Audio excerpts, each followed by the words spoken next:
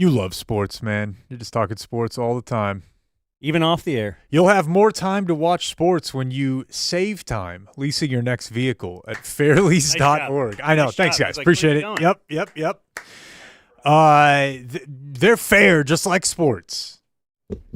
Went to the well one too many times. Fairlease.org can help you lease your next vehicle. They are a Texas-backed company. Texas-owned, Texas-strong. They are part of the Credit Union of Texas.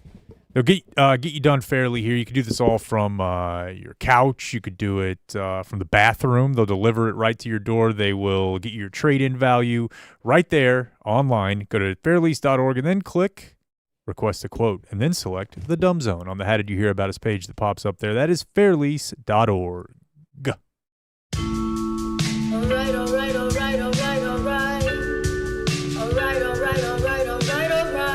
All right, indeed, Caitlin. It is Monday. We are ready for a program full of sports, mild entertainment, attempts at comedy. My name is Dan McDowell. I'm Jake Kemp. I'm Blake Jones. There's Clayton back there, prepping his break for the stream where he will talk about fast food. Did you know he does that? Like, while you're in the bathroom, he's, like, hosting a little show. Yeah, I know. The people love it. I was on the road for Thursday and Friday's show, and I tried to get involved in the break. He stonewalled me. Oh, yeah, he'll cut you out of that. Yeah. I didn't like that. I just wanted to talk son of a butcher.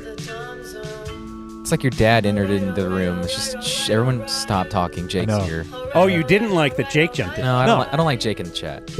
Oh, I That thought was you in the chat? Yeah. Well, his name was Jake Kemp. I didn't see that. I just saw the... Blake was able to do a Crack the detective code. work. Shh. It's Jake. Hey, look, does there's feel Jimmy like Nelson. Hey! What are you doing here? Why is Jimmy Nelson? Oh, my goodness. Hey, guys. How are we Comedian. doing? Our comedian friend. I let the intern sit next to him on the couch. Is that okay? What do you mean? You let the intern? Well, the intern sat down, and then these two, He has a name. the muscle, were like, "Hey, Henry. yo, Henry, guest coming in today." Get up. And I was like, you're probably fine, bro. I don't know. I don't know. Jimmy can be intimidating. No. Are you intimidated? Okay, that was an answer. Yeah. He gave him a Won't speak. gave him a salute. Yeah, I'll take it. Left-handed, limp-wristed. He is part of the state. Got a mic right in front of you, dude. He's part of the state. By the way, we could save this for the news, but we're not gonna because it's our top story. Ladies and gentlemen, they got him. Trevor McEwen. No. Apprehended Where? this morning. It wasn't that far from where he started. Which guy was this? This is a guy who was due in court 1 month ago in Kaufman County for a murder trial. He was accused of killing his neighbor, some even saying it might have been a hate crime because he had been harassing this Latino family that lived next to him. And a lot of the harassment was racially based. So that crime was like late 2023, and he'd been out on bond for some time. And the morning of the trial, a month ago, pop that ankle money off and Hit the road. hit the road. How'd they get him? May 5th. There's very, very little details about this right now other than a photo which was posted by the Kaufman County Sheriff's Department. So I don't know if that means he was there or not, but it's just him looking all beaten in the back of a cruiser. Well, you got away. You were gone longer than a lot of us thought you would be. Way more. How are the New Had Orleans I been involved 10 in doing? underdog fantasy, I would have taken the lower. How are the New Orleans 10? Ooh, that's That a what we're good calling question. them? They still got, I think they still have 1 or 2 out. Last doesn't I had was flow. 2. I think that's where we still are. Yeah. 2 at large. I think I could get out. I never thought that I could, but after I really saw the breakdown of the New Orleans one, Yeah. it doesn't seem as hard as I thought. What do you mean get out? Like, get out of the country. Oh, okay. Oh, After you're out of jail. You can't, like, live life in America still. Right. It's wild. You're going to get caught. I thought you said you could break out of prison. Oh, that'd be tougher. But if I did find myself in a situation like I'm out on bond. So if you were this guy that escaped in Kaufman County, what's your play? We drive to the beach. We got to get on a coast. That's where the exit is. You just bribe like a fisher guy, get on a boat, do some island hopping. You don't have money. Oh, well then. What if you? Well, yeah, I guess the guy out on bond might have been able to scrounge together some money. Yeah, again, this murder happened late 2023. But it would have to be cash. Yeah, but you have time. If you have 14 months to start chipping away at cash, now I imagine they have some level of control of your bank, but you're going to be able to get money to get on that boat. But that a few $100. You need cash for the boat. Then once you're in a country with no extradition, fire up that credit card, baby. What? And you have this list Here of I countries? am.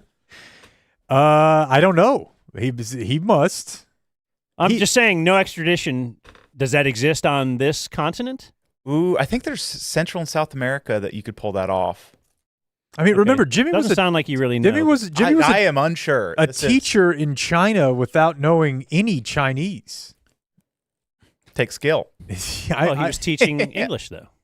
Yeah. You got to just Tend to have to be worried about how the quality of your instruction, and you can teach anywhere. Yeah, if you're on Rate My Prof. Jimmy Nelson is a local firefighter and a stand-up comedian. What a combo. So your goal is to not be a firefighter? That's the goal. I would guess if Probably you can like- ever start making as much comedianing I would leave. as firefighting, then you'll make the I'll full-time retire. switch. Yeah. And I do want to make a big show of retiring. Nice. Like have a retirement party for like 12 years on.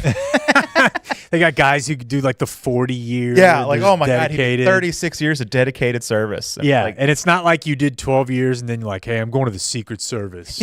yeah. No, I'm going to go dick around. I got dick jokes to tell. tell oral jokes instead of saving lives. But Jimmy will be with us This Saturday. this coming Saturday at our generic summer event Very excited for it. presented by Qualis Roofing. Let's see. Saturday, June 7th, the local shacks at Austin Ranch. That's in the Colony. It'll also be on YouTube if you want to watch that. So Saturday, we're not exactly sure how it's going to go. I think we're going to do, little comedy, little music.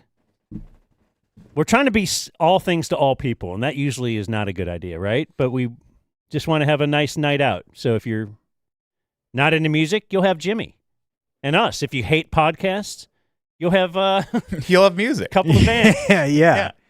Something for everyone. I don't know how it's going to go, but I would like you to be there to see how it's going to go. Me? No, I'm fairly certain. Oh, generally? You have mean a people? level of sunk cost at this point. It'd be tough to back out. Yeah, I have to be there. We'd be on the hook. But I do want to be You there. got to pay Mustache over here, the big bucks. No, I think it's going to be a lot of fun. Have you seen Blake's mustache? I can see it right now. Have you It's before? nice. Like, yeah. Yeah, he had it when we were doing promo stuff. Yeah. Okay, yeah. Because you got a sweet one, of course. Of course. But is Yeah, that I mean, mandatory if you work, His is solid. Yeah, we rubbed Yeah. ours together. like if you work for the city, you have to? At some point in time, you have to at least try. Okay. Does every firefighter have a mustache? The guys? We're probably at like 70%. Okay. It's up there. Respectable numbers. Half of them terrible. Yeah. Mine's on the bad end of the spectrum. There's some all-timers, but, you got to try. So, yeah, it'll be 6 to 9 or 6 to question mark. Yeah. But 6 to 9 if you follow lowbrow humor, Yeah. which About double oral. we only put that up out there for those that do. We don't agree with it. Trafficking that. necessarily. Smut. Henry, thoughts on 69ing? It's fun. Is it still around? Are the kids still into it? Oh, yeah. Okay. Oh, yeah, the kids. It's only the kids that are into it. Well, Jake's Lake House would have us disagree with only the kids, but in general, like, isn't it something you do? Now, Like, let me 'cause be you clear think it's about gonna that be really because cool? that story is canon and we should have it cleaned up. That was not a 69 situation, but it was a lady with her hands up on a wrought iron picnic table with her skirt like lifted up, and a lady behind her, her friend, was mowing down, munching, munching. having a little lunch, and the other party, little late night snack. correct, fourth meal, I believe the Yeah. Bell once called it. Well, you want to space them out. Sure. While the third party was a man who was just furiously cranking it. Oh, Over in the that's a good beat. That's not a bad beat. Not I'll a tell you bad that beat right at all. there. Yeah, Can find it was yourself. probably in a that situation. holiday, you know? Oh yeah. Yeah, that guy was living. You got to wonder how many other Airbnbs they had That's a good question. pulled I mean, this off. Like, was that the first time they tried it No. and they get busted? Doubtful. Or we've had to pay for a lot of carpets to be cleaned yeah, on our Airbnb app. yeah. I think you kind of know. There'd be times too, and this is like probably homophobic, but like when it was 10 dudes and it didn't seem like they were bros, I just assumed they were having a gangbang. Like when we went back to the house, I was like, if I just assume there's cum everywhere, I can't be disappointed. Mm. Like you don't want Stossel in there with the black light.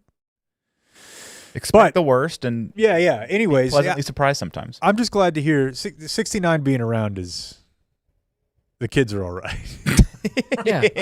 We're going to make it, guys. I Yeah. know it's a turbulent time politically, but Right, but as long as they're like, what if we both did it at the same time? yeah, I think we have the it's going to be okay. chutzpah. how old were you when you first saw hardcore porn? Like 14. Well, like what do you Yeah. what do you define as hardcore? What do you define as hardcore? I don't really know the difference. Yeah, I guess if you're I in guess our full, era, full pen. I'm like the perfect age where I had a brief era of like, if I wait half an hour, a JPEG of these titties will load. But that by the time I was like 20, that was 'Cause no I'm- longer. I was watching downloaded Kazad MILF Hunter. I would say I'm old enough to have had to try some things before I actually ever saw them. Right. Whereas now I think you're a kid. That's why I'm not surprised that the 69 is alive with the kids because It's depicted. they've seen it. Yeah, This they- is why we were- representation matters. We thought we discovered it. You know, Yeah. like no. This It's has been so around. It's easily even got a accepted. a thing. Yeah. You know, it's Yeah. we thought we discovered doggy. Like, oh my gosh, you No. could- this angle. Whoa, No, Oh my and goodness. conversely, I that's don't have why to look at her. it's This is awesome. great. this is why my sex for points list that I got busted for had acts on it that I had never even come close to attempting. Yeah, But I'm like, well, but they're fun. if they're they're fun. doing that in the movies, maybe that's in the play. Lawrence had a very good joke. Lawrence Rosales about doggy style, and it was when women like it. It's like no guy's ever thought to themselves like, oh, it's because she can't see me. Yeah, I know. The only Dudes way are I like- can finish is if I'm facing the wall. Can't see I'm your fine with ugly that. ass. Yeah, I'm Don't absolutely think fine about with it that. too much. I'm just happy to be here. I would not want to look at me either. But it is kind of, it's funny that the other option is wall. It's not like you're being Yeah. compared to Tom Cruise. Wall. I'll take wall. Wall, Yeah. that wall's okay. All right, let's do a weekend check. Oh, brought to us by Elite Rides, DFW. Jimmy knows about Elite Rides. man. Elite Rides. I think they're going to drive us up to the DZ GSE on Saturday, Wow. up to the colony. That's great But they news. have other vehicles as well if you want to ride up there and a ride back. A ride back. 844-RIDE-DFW or, let's see, online, eliterides-dfw.com or The app where they use AI. Ah, I don't know. You've But I been do in it. know you Beautiful. can get beautiful van. Yeah. just Yeah, the best. stunning. 15% off with the promo code DZ15. So whether you're looking to maybe a Rangers game, maybe a generic summer event, they said they do a lot of like corporate outings. Like people Sure. come in town and they're all staying there, and you're like, "I'll get us an Uber." Don't. Hey, you want to get lit? You fool. Elite Rides DFW. DZ15 is 15% off. You go in there, your phone's like at 14% battery. Mm, They got like a cord in there. You plug it right in. right. Charge you right up. Yeah. You can drink one of their waters. I drank one of their Jimmy waters. was trying to give me an IV. He was like, "You look dehydrated." I'm like, "That's overkill." I They drank have one of their waters, then I pulled out my wallet and they're like, no. It's on Free, it. bro. Mikasa Sukasa. You think this was, you must be thinking of Shitty Rides, DFW. Yeah. This is Elite. Elite Rides. I don't have a great weekend check. I was prepping a lot for the DZ GSE thing, which just means, finally making sure we're going to have T-shirts made and all that kind of stuff. I did stick around at our Friday remote a little longer than you did. And I did learn It's funny because you hear like, hey, just stop talking about Luka. You'll hear that. But the guy we were hanging out with on Friday, he's like, it's like he felt now free to talk Luka. Like he knew like it's kind of like we don't want to just do it on the show. Yeah. But we just sat there talking Luka for another half hour.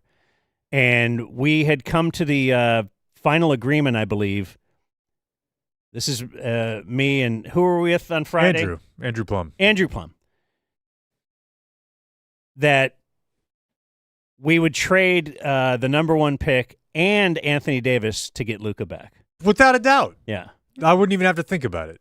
I might even throw in some other stuff if they need it. Because Pelinka's like... Well, I mean, I guess it's because implicit in this, Nico's getting fired, right? Like, that's the only way that... I don't know what... Yeah, Nico's Yeah, not doing this. Right. Let's make the trade and fire Nico, and I think you get a lot of people back. Yeah, of course. Then... I couldn't wait to go back. Yeah. I couldn't wait. Also, so he said, oh, I wish Jake was here. What did he want to do? He wanted to do bits with Jake. Yeah. He loves Jake. Do we're going to save it, or do you want to tell him what it was? Because it was... See, he's going to have us out there again. Yeah. Well, I'll give him at least this one. Okay. He wanted to give you a book. Okay. What is this? Oh, wow. What is he giving you? The Mark Hoppus memoir that just came out. I will read that. And who is this? Mark Hoppus, Frontman of Blink 182. co-frontman of Blink 182. Okay. Sorry. Stand down. Well, Yeah. we're not just gonna. What is Tom then? Just our fucking Come on. Resident Alien guy. He said he's read it all. TC told me it's fantastic. He wanted to give it to the other guy that he knew would read it. I will read it. It is on the list, and now I have it in my hands. That guy's a hero of mine. If you guys ever want to fire the guest booking league back up, Mark Hoppus? Tom would probably be number 1 because Tom's like making the government admit that they know about aliens and stuff.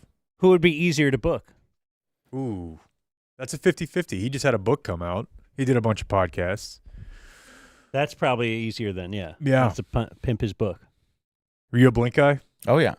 I think Tom would be easier to book. He's on the fringe stuff. Yeah. I think if you just get a positive invite, he'd be like, oh, wow, okay. Yeah. He'll talk, as long as you're letting him talk aliens to the stars.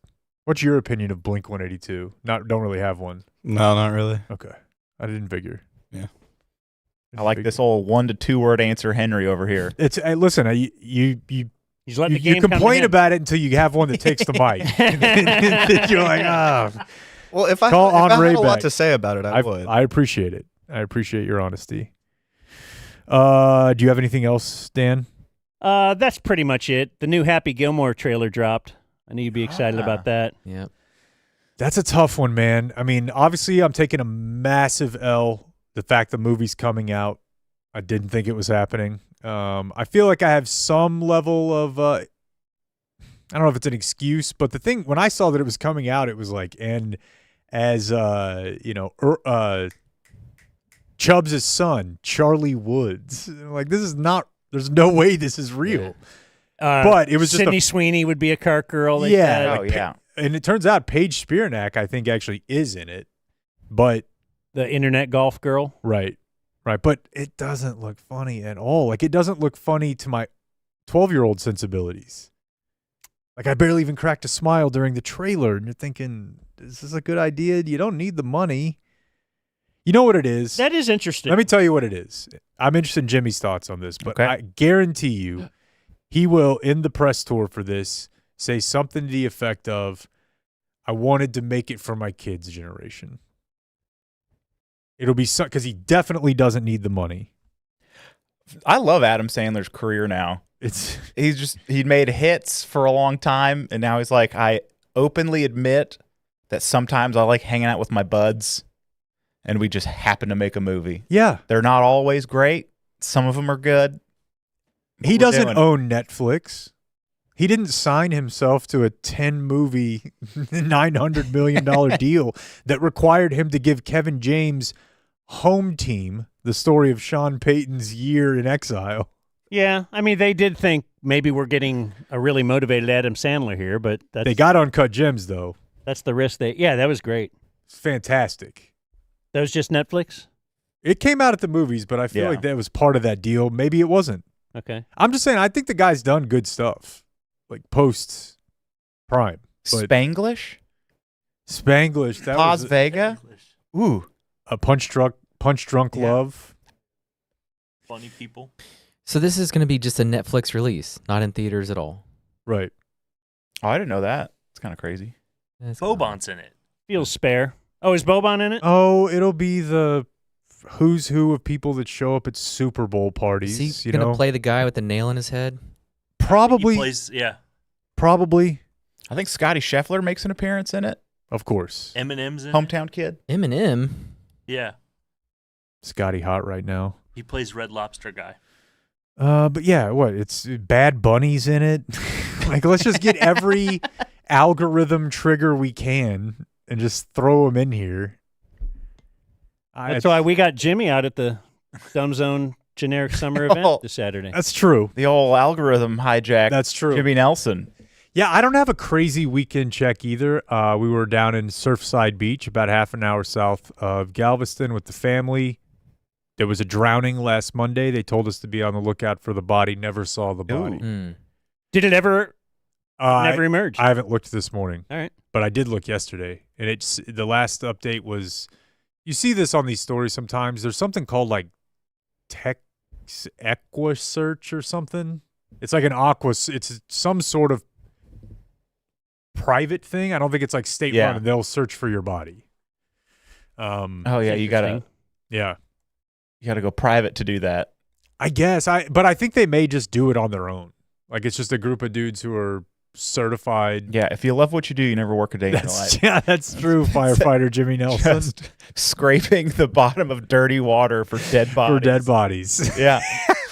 Lord forbid a man has a hobby. Yeah. And they could do golf balls on the other. Yeah. Sure. Golf the other balls. days. Go Got to to generate golf revenue. courses. You know. Treasure. Yeah. if available. What a fun start to a family holiday is. Hey, by the way, if there's a corpse floating around, Dude, it was the day we got there. Yeah. And they're like, just so you know. What are you gonna say? What was the submarine that was going out to see the Titanic, but then blew up or whatever? Did you see that's dropping on Netflix, like coming next week? Is that I saw like there's like a little documentary depiction of what your body would do. That must be from that. Yeah. There's a Mark Hoppus tie-in for that, by the way. Have you ever seen to that story?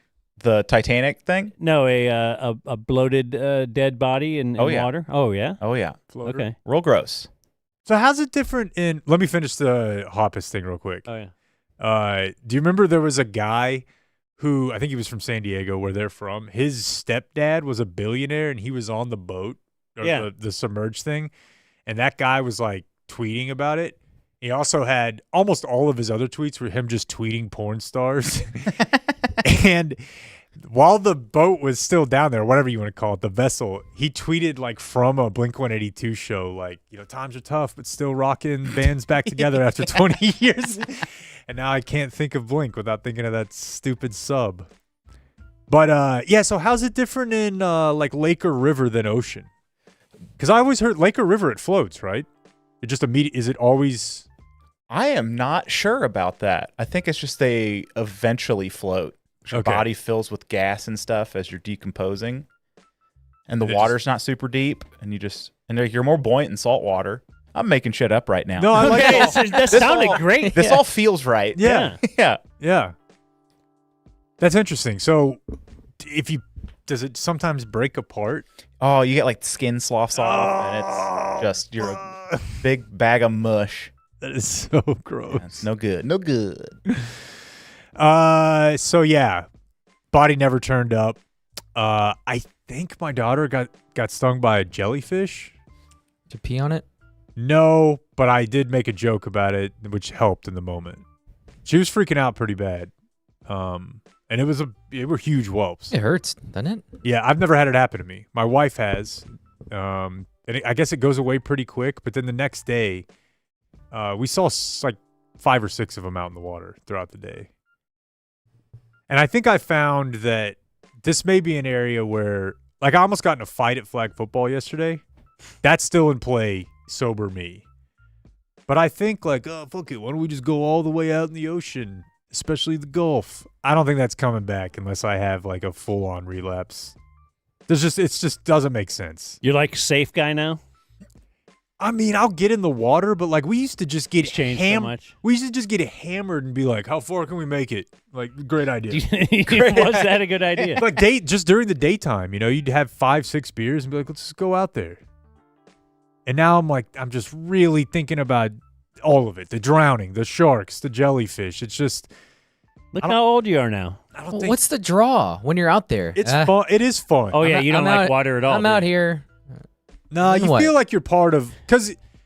I mean, if you want to be honest, you're communing with nature. The truth is, you came from that water. There is a thing deep inside you. The first species ever calling you back came from that. Listen, go back and watch or read. The Toadies tried to tell us. That's right. Or Rust Cole's speech in season 1 of True Detective about humanity joining hand in hand and returning to the ocean together.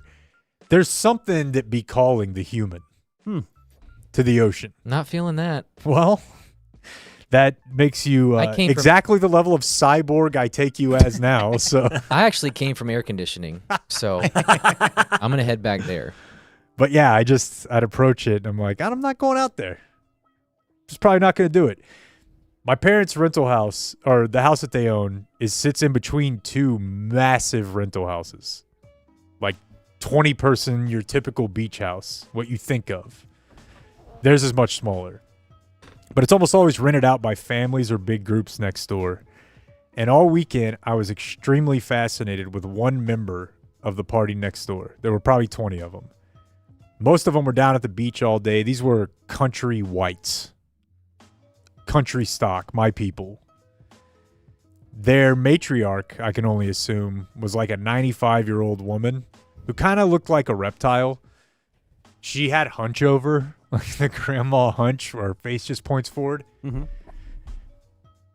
Chain smoked the whole time.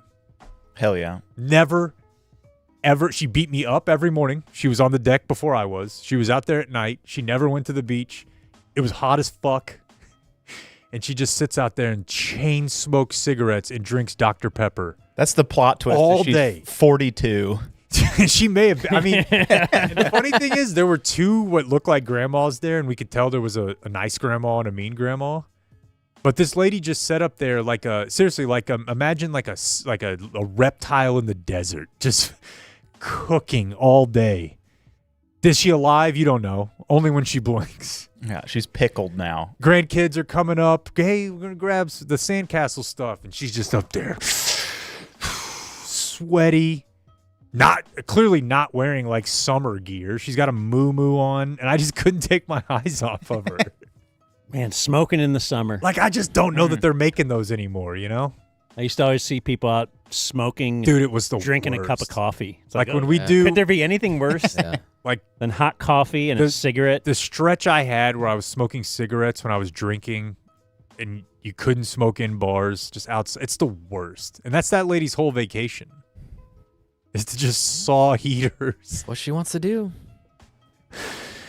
And then, I do have a possible incident to discuss from yesterday's loss in the championship to the God Squad. You made it to the championship. The first team forfeited. If you move the tournament, not everybody's going to be able to play. Okay. So we were on 3. Hey, availability. That's part of the God Squad in the final, and I'll tell you guys that story tomorrow. Because there's a little meat on that bone. Oh, your fight? The cops came. Oh. There were tickets assessed. Yeah, you can't tell that story in front of Jimmy. He hates cops. Yeah. I did want to give this shout out, though, from the group chats. 2 things. One, do you guys, I think today is the day when, like at big jobs, like where they pay you a lot, not like what Henry got, where interns and new hires start today. It's like a bunch of my buddies who work in the corporate world. This is like when they would do. My daughter's interning starting today. Yeah. This is like when they would daughter. do the tour of the campus with the parents when you were in college. And you just hang out and be like, hey, what's up? Like this is when they bring the fresh meat in. It's also Pride Month. Just want to wish everybody a happy Pride. Sure. Now, I read that brands are list, maybe not as big on it this year. Yeah, maybe chilling out a little bit. But now we can list, like, we're one of the podcasts that did acknowledge Pride Month, let's look at these others who didn't, because they do that with like NFL teams. Yeah. We're here to end racism, too. I haven't heard Joe Rogan speak up on that. I only end racism in February, I believe. Oh, shit. I thought that was cancer. We're also calling for a ceasefire in Russia. Well, what about the I other was place? one in Gaza. Fire away. We're at Russia now. Yeah. Some baller videos out of Ukraine over the weekend. Do you dork out for that stuff? Not really. Shit, the boys popped off. I don't know if y'all saw this or not, but the drones? Yeah. I saw I just read about that this morning. Yeah. It's crazy. You can just watch 41 Russian tanks be taken out by a couple dweebs in Ukraine. They're all like, oh, freaking out. You're like, this is amazing. Jake has said it before. It's amazing that you can just watch war now. You can. From if your you know phone. where to look. From your phone. Yeah. I saw a very jarring video on Reddit of like a Russian-Ukrainian guy, and they were both alone, and the Russian guy ends up killing the Ukrainian guy, like hand to hand. They're on top of each other. I avoided that. And I you're remember like, that. I remember that oh. coming across the timeline. Yeah. Hand to hand, close quarter. They're like, that is no Anyways. good. Happy Pride. Who got the video of that? That's a great Like question. from the dead guy's perspective, who picked up his little camcorder and went, well, I'm going to post this on Reddit. I don't know. We'll throw it in the show notes. Blake? How about Clayton? What do you got? A zigzag. Oh, okay. He wanted to end it. Oh, he does? Yeah. Oh, okay. Well, No, I don't know. That's the hesitation in his voice. Blake's usually an ender. Yeah, Blake's the ender. 10%er. Saturday went to Bojangles. At what time? About Now, this is fast food talk, not for the chat. Like, this is too good for the chat. Well, this is just his weekend. this is my weekend check, and this is the weekend. Yeah. Yeah, Dan. What's your problem? Saturday went to Bojangles. I do think the time is important. We're learning about your life. Well, So- and what's their blueberry biscuit, bowberry or the something? Bowberry biscuit is God. available 24/7 Oh, is it? of their opening. Yeah, if they're open, there's Bowberry biscuits That's great. available. We need I got that. 2 of them and ate them in the car on the way home. Okay. It always reminds me of my favorite rap lyric of all time is yada yada yada yada called the bitch Bojangles. They're like, he's a fucking poet. You know? Yeah. That's art. But very impressed with the offering at Bojangles. Oh, okay. Really, really good size tendies. It's a tendies only place in Texas. In the Carolinas, they do the full buckets, pieces, and all that stuff. But You asked him. Don't What? look all disinterested. I'm not. I'm just sitting here. um, I'm amazed. I'm amazed that He's alive. this guy knows about fast food in the Carolinas compared to here. I mean, you got to have your finger on the pulse. Yeah. You know? this guy doesn't listen to the break show. I cover all bases, Dan. But no, it was actually really good. Good Are we season. still on Bojangles? Like how? Well, Yeah. Stop interrupting him. Yeah. Let the guy talk about some I chicken. never had Bojangles before. I was excited to have Bojangles for the first time. Score out of 10. And I call out of what? out of 10. 8.5. 8.5. Where are you putting Canes? 6.2.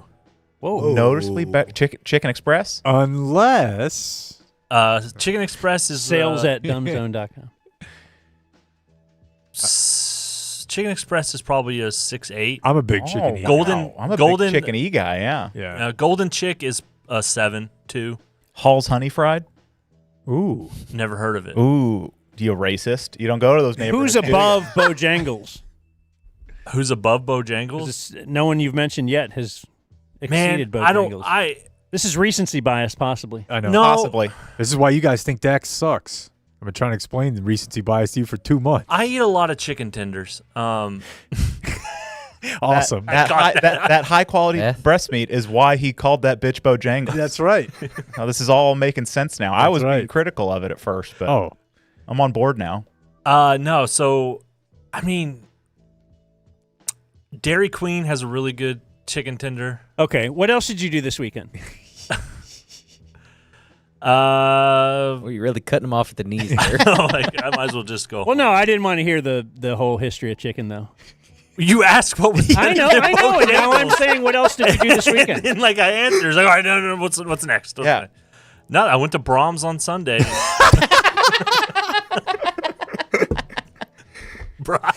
Okay. Brahms is slept on. Slept on. Great hamburger. It certainly is slept on. Yeah. I went there the other day and just bought like milk. That's a solid eggs.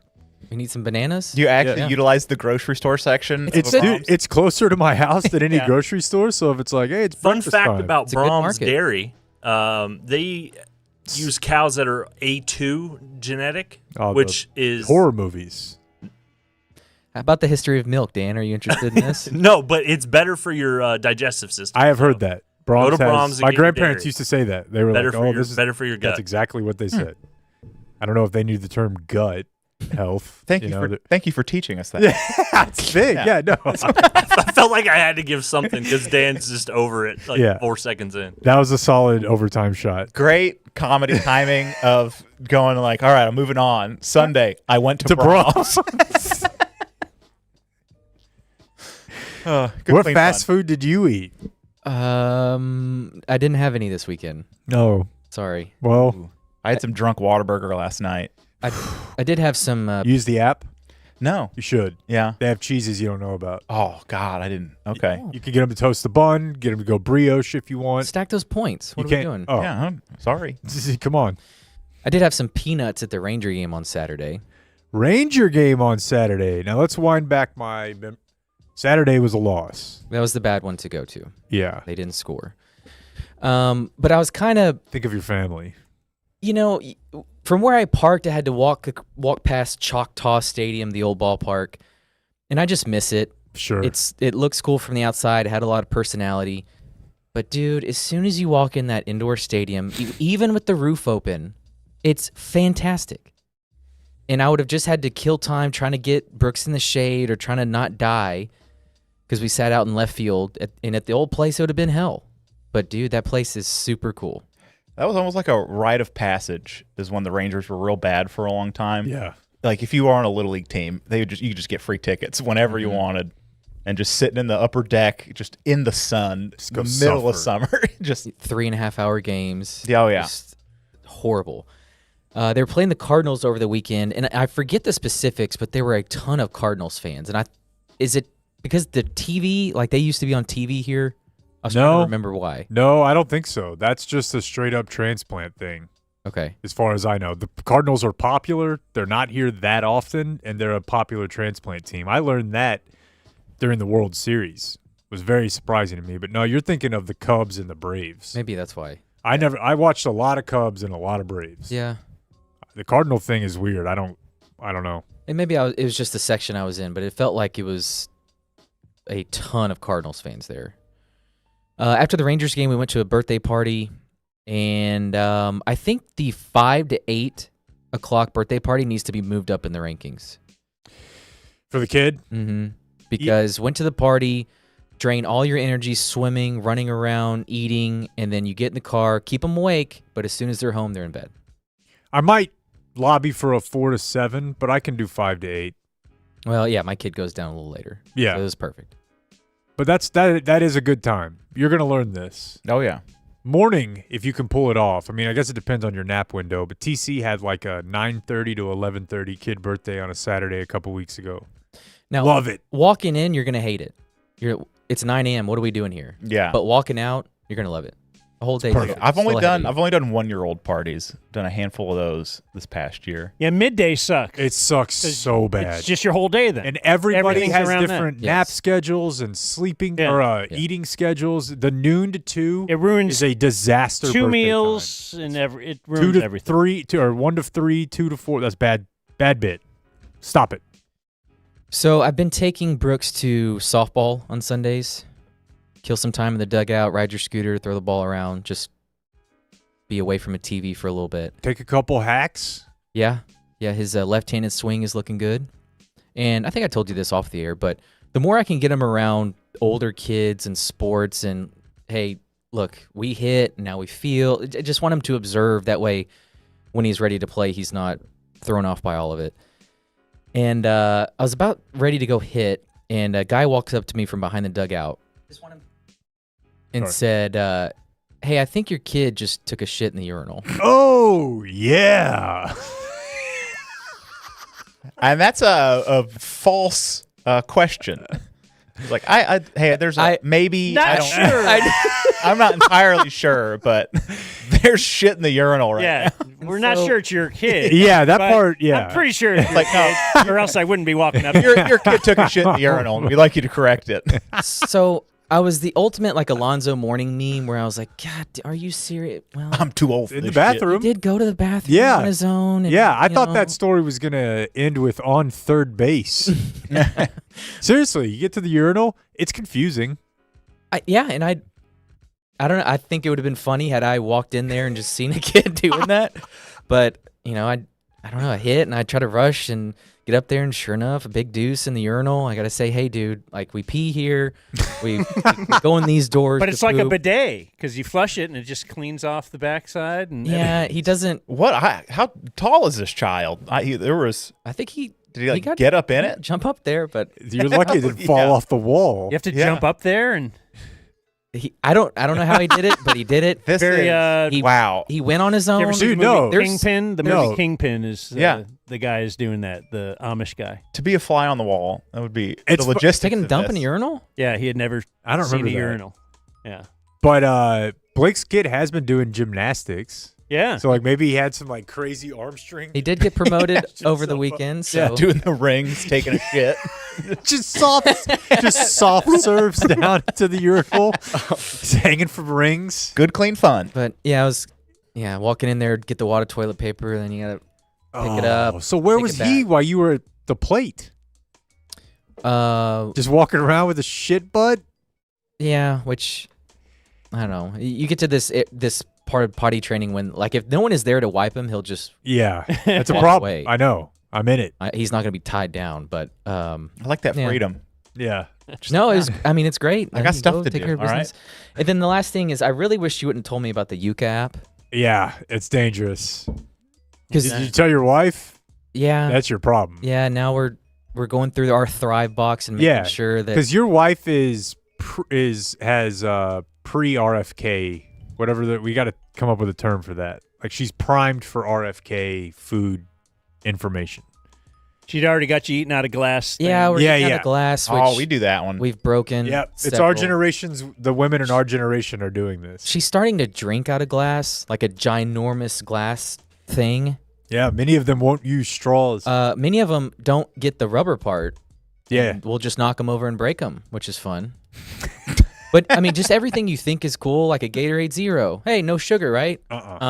Yeah. No, I told you. I was looking for protein bars and protein ice cream, and any of them that taste any good at all are terrible for you, according to the Yuka app, which is basically additives. They have a problem with fake sugar of any sort. How did the hunt for protein ice cream end? Well, I'll tell you first about my protein bar hunt, which I showed you at the promo thing last week. Yeah. Jimmy's protein bars taste great and they're healthy Unaffiliated for now. for now. Fuck that. Yeah. Dude, you're out hustling on the road. Be driving around in 1982 Jimmy. I found Kroger has it. It is protein ice cream. I think it's just called like protein. Yeah. And they have like 4 flavors, and the macros on it are basically the same as a protein shake. Okay. Pro cream? I don't even know what it's called. You'll know it. It looks like weightlifter ice cream, but it's got like 32 grams of protein and 350 calories, and it's awesome. But Yuka's like, oh, it's full of all this bullshit, so it's bad for you. I want you to get the Ninja Creamy. I'm going to. I put it in the cart. I'm going to order that. I'm going to become ice cream man. Protein pints. Protein pints, yeah. And it's like I like written in really aggressive font. It's not like most ice cream packaging, which is like, come on home to the country. This ice cream's like, you're gay. Eat it. Metal. All right. That's all I had on that. Good. Unless you want to hear about Henry's weekend.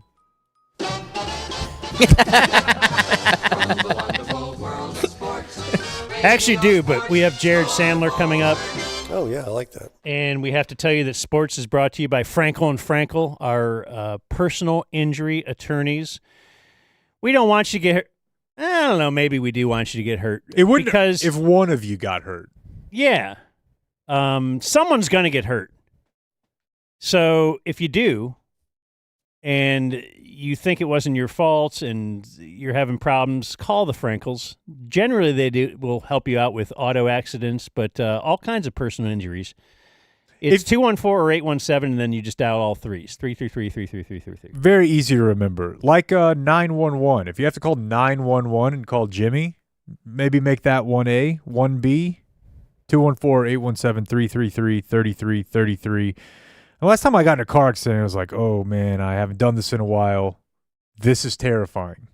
Don't let it be terrifying. Call the Frankels at 214-817-333-3333. Sports. So we have a few things. NBA Finals are set. I love it. You do? Yeah, I just love it because it's... You love that it's bad. Chaos. Or theoretically bad. It's... Yeah, I love that. Number one, the NBA is just not your father's NBA anymore. It's not your NBA anymore. It's changed so quickly. But player empowerment era, player movement has created parity, unlike anything we've ever seen, for sure in the NBA. And they are turning into the NFL, to where when the playoff starts, you're not positive who's going to be in the final, let alone who's going to win it. Now, if Oklahoma City wins it, you will be able to point to that and say, look, regular season really did matter. It meant everything because they have just dominated throughout the playoffs. They're winning these games at home by 20, 30 points every game. Yeah, it feels like they can win any game by 20 if they lock in defensively. They're now going to face the Pacers, who seem to have a guy that is great with the X's and O's, that he is a master tactician. He is really headed to the Hall of Fame for sure as a coach, I think. Yeah. Even just taking this team to the finals would get him there. But that, of course, is Rick Carlisle, who we all love, have a great spot in our heart for Rick Carlisle. I don't know. I think it's cool just because LeBron or Steph aren't playing. That they aren't playing. Yeah, I honestly just it looks cool. It looks cool to see Shea and Tyrese Halliburton headlining a finals. Chet Holmgren. I mean, their team is lame. The NBA sure, is star power though. Right, but you got to have new ones at some point, and there is a concern that when your KD, LeBron, Steph generation goes away, those guys are old. Steph is old enough to be like lobbying city councils to keep low-income housing away from him. Yeah, he's done that. He will be retired soon once you're doing that. So they've got to have guys that you can bank on. And I don't know that you're ever going to have them be the headline players if they play in the Midwest, but you got to start churning this thing. Well, I mean, LeBron was, and it didn't matter where he played. But if you're that good. Yeah. These guys aren't that good. They're not that good, and I think the LeBron thing was even it was added to by the fact he was in his hometown. Like, I almost feel like if Halliburton were from Indianapolis, you guys are probably about to tell me he is. But, I feel like that'd be a big story. But also, LeBron going to Miami kind of changed the trajectory of things. And, yeah, I think they need – there's no more James Harden, Kevin Durant, your guys like that, Curry. They need a different generation. So I mean, I'm not like locked into it. Well, I mean, it might sound good, but are you going to be watching, or do you care who wins? I don't. I care in the sense that I'd like to see Carlisle do it. I care in the sense that, in addition to that, I would like to see the Thunder fans never win a title. Yes, that would be very. I hate the Thunder. Yeah. I do not like the fact that Shea won the MVP. That's ridiculous. Just basically because Luka didn't win it last year. Yeah, and the fans in Oklahoma City didn't ask for this, but I could never fuck with them because of the Sonics. The Seattle should have a team. The Sonics were a strong, proud fan base, of which I was a part of when I was very young. And I don't know, the way that all went down, the guys involved in it, including the one who suicided himself. It's just a shady situation. And I think that they have, their ownership's kind of shitty, but their GM's a genius and their fans are very passionate. Do you like that Halliburton thought he won the MVP? Did you see that video? That was like a straight up I think you should leave sketch. They were announcing who won the Eastern Conference Finals MVP. Yeah. Which is a weird MVP to give. You should probably give it for the whole playoff run. Yeah. More than just the finals, but they do it for just the finals, and it generally goes to the right person. I don't know. Do you think it did here? I don't know. Siakam? Siakam ended up winning the MVP. I heard it was only voted on by 9 people, so that could create some problems as far as. Yeah, I don't know. I mean, I don't really care, but I thought the video was funny. The video was funny. He's very online. He tweets a lot. So he's tweeting. And he was also, we're 2 months removed from that athletic survey where he was like, not unanimously, but overwhelmingly voted on by the players, his peers, as the most overrated player in the league. Guys hate him. Who? Halliburton. Oh, wow. His dad's doing whatever his dad's doing. Oh, was that his dad against Giannis? Yeah. He does it all the face? time. Not to that degree, but his dad's a pain in the dick. Big time. So now you want me not to root for them? Well, your other option is Oklahoma City. Now I have to root for them. Yeah, I don't know. I was rooting for Brunson too, Sure. Would like to see that. But kind of on the same, I'm happy to see New York upset. That's all this is. That's it's just satisfying. I have nothing to be joyful about other than shoddy as a sports fan. So I'm running on others' misery right now. The NHL healthy. The Stanley Cup is going to happen, we understand. And I saw this note. I don't know if this is odd or not, but it is a note I saw online that for the 45th consecutive year, did you see this one? Mm-mm. There will be a Jaromir Jagr teammate playing in the Stanley Cup Finals. I did, now that you say that. That's insane. So Jagr played for 24 years. So some of the early guys, I'm sure, were guys who had already been in the finals previously, when he was a rookie in his first few years. 64. And then for his last few, there are still guys on rosters who have played with Jagr. Hell, did Jamie Benn play with Jagr? 100%. Was he on the Stars at that time? Yeah. Because he played 24 years. Pittsburgh, Rangers, Capitals, Florida, the Devils, the Flyers, the Stars, Calgary, Boston in his 24-year career. I remember when he was here. I loved him. Yeah, you had fun with with him. He was cool. Yeah, you asked him about his nickname. He was real confused about that. I don't remember that. Puff Nuts. Wow, how do you remember things? I don't know. It's Kempspin over there. He was an interesting guy. My other NHL note is... Look at this guy with all this hockey. Bad bit, question mark. Okay. Ooh. This is an NHL/NBA bit. I'll give you the audio. Brandon Williams. Do you know who that is? Of basketball. The Mavericks point guard? Yeah, and Max Christie. Oh. The winning piece in the trade. Look, he's averaged 15 points a game, 4 games in a row. Is this trade that bad? I mean, it's and all the upside. Imagine where hurt people. He could average what if he averaged 17 points? It's Pride Month. Don't you remember the first week after a breakup? You're clinically insane.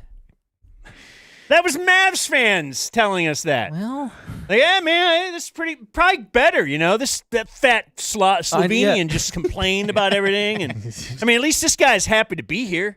Look at him getting back on defense. Just let it go.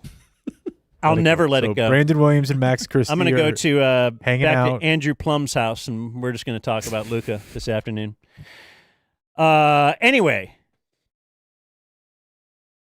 they were mic'd up in Game 5 of the Western Conference Final between the Oilers and the Stars. And Connor McDavid is cold.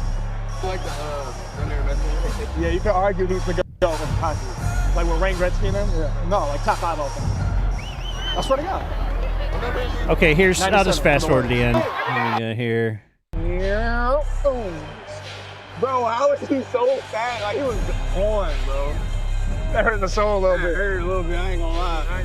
Okay, so this is not a new bit. No, it's not. It's a bit that we're doing quite often now. I think it actually started. What if we take 2 black guys? Okay, so do you guys know? And we'll put them in a hockey game, and we'll mic them up, and we'll just that'll be funny. I don't think it's that funny at all. I think they're taking 3 hours of audio and like finding that right and being like, oh my God, this is wild. Let's put this out there. Bad bit. Okay, so this is, if you remember, some years ago there was a guy, black guy, who went to his first like St. Louis Blues game. His name is Tony, and he started tweeting about it, his first game, and it went real viral. Like, he was real over the top, like funny black guys. Like they let him do this. It was hilarious. He ended up on the Today Show, and he ended up becoming a huge hockey fan. Like appears like he's into hockey. Knows hockey. This is a decade ago. But you've seen the other teams start to do this, right? The Stars game that I was at with Travis Gafford, across from us, there were 2 black guys with like 4 or 5 model-looking ladies on the front row, goal line even. And behind them was Bang Guy, fresh out of the box for a couple DUIs.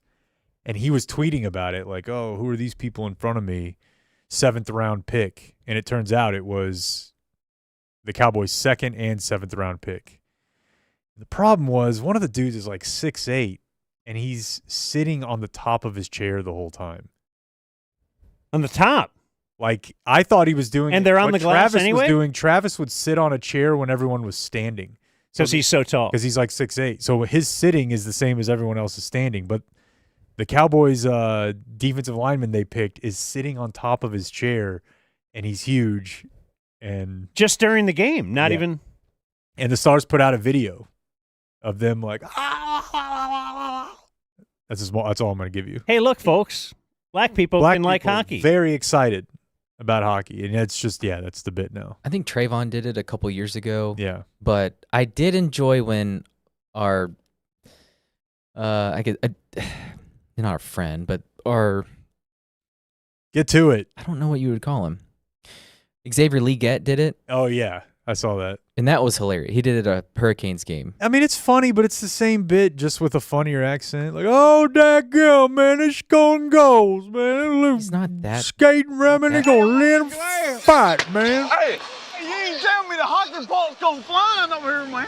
Oh, pretty close, I think. Oh. Hey, come on, Canes. Hey, yeah, what it boys? Canes boy crazy. Right in front of me, boy. He's just that's funny. Black Boomhauer. I love it. Okay. No, he's great. I think it's funny, but the problem is, like Dan is pointing out, everyone is doing it, and now it feels weird. Well, yeah. At least he has a personality. Max Christie doesn't. Yeah. Maybe that's no. He's focused on ball, bro. Sure. He's thinking about going back to practice. The other sports note I had was just that it's kind of a today in Twitter as well, that the TNT crew is no longer going to do their thing from the TNT studios. They will, well, I should take that back, right? I think they're going to still emanate out of the same studios, but it's going to air on ESPN now. Yeah. So there's a lot of nostalgia tweets about, oh, your favorite moment of the TNT crew or whatever. I don't know if you have any you want to play. Not now, right? Huh? Not right now, right? Yeah, we're going to compile some. Oh, yeah, but we got, okay. Oh, okay. Jared. Oh, is Jared standing by? Well, I don't know if he's standing by, but I don't want to launch a... Okay, no, but the point, I don't know if you want to play one, but or if we're doing this in the future, the point is they're not going, and it's still going to be the same group. It's the same show, same camera. It is on a different platform. The marquee at the bottom will be different. Paycheck is different. Yeah. Yeah, I don't know. I don't know why this is. Certainly there are questions like, are they going to let them go as long as they want into the night? Because they got Scott Van Pelt as a pretty. Actually, that's probably one of the best things ESPN has going. Without a doubt. Yeah. Like their halftime shows, pregame shows, postgame shows kind of suck across the board for all sports. Yeah. But Scott Van Pelt, which I really questioned the move when they did it. Like they're trying to kind of get younger and hipper, and they got Scott Van Pelt to do so. It was like, really? But that's been a good show. I like that. Let's play one. This was funny because Chuck was ripping ESPN. From deep, he and Russell Westbrook never really acknowledged each other. Because they don't like each other. No handshakes before or after the game or Who any acknowledge of that people stuff. they don't like, Ernie? 122. I only acknowledge Kenny because we work together. 122 to 96. we didn't sit next to each other, I would acknowledge you. Oh, my goodness. Curry with 21, Durant 39. Why don't you go to ESPN and then I can not talk to you? He's not going to work me like a dog and not pay me. Four straight wins for Golden State. After losing to Why wouldn't you go to San ESPN? Antonio. Why wouldn't you go to ESPN? They're not going to work me like a dog and not pay me. I'm just saying. The things that happen on this show. ESPN 1, 2, 3, You know what? ESPN News, ESPN U, ESPN Radio, and then come up with that little puny trick. Nothing. You wake up, ESPN you deported. telling you. Nothing good happens after 1:15 in the morning. All right, that's enough of that. But That's the thing. Maybe like at 1 a.m. is when they would get a little more loopy sometimes. Yeah. So are we going to still get that? No. No, and Are I they heard let I- them go as long as they want, or are they going to have a hard half hour out or something like that? Yeah, and I heard Bill Simmons bitching about this too because he was like, ESPN will kill this show. You know, he's doing a little bit of his own, like, the reason I didn't work out at ESPN was because their producing sucks. Yeah. But he may be right that he's like, ESPN are way more by the book. Like, you got this much time to do this and this and this and this. Whereas, like, the team. But they're also now just buying a show. Right. That's And the they hope. also are in the new age of ESPN where they also wouldn't have done McAfee back in That's true. Bill Simmons' day. And they pretty much say, do your show, McAfee, That's true. including booking people who are going to rip people that work at ESPN. So it's a new day. That's why I don't know that it's warranted all the farewell and the nostalgia about inside the NBA when Yeah, it's the end of an era. Also, see you guys on Monday. Right. yeah. it's just a different Let's bring on Jared. I have. Is he here? Yeah, I have one NBA TNT related thing that I'm going to make Jared weigh in on. He's African American. Okay. What do you feel about that? South African descent. Oh, Do you get okay. to count it? No. Okay. He looks like this. You'll see him. Yeah. Yeah. Jared Sandler joins us now.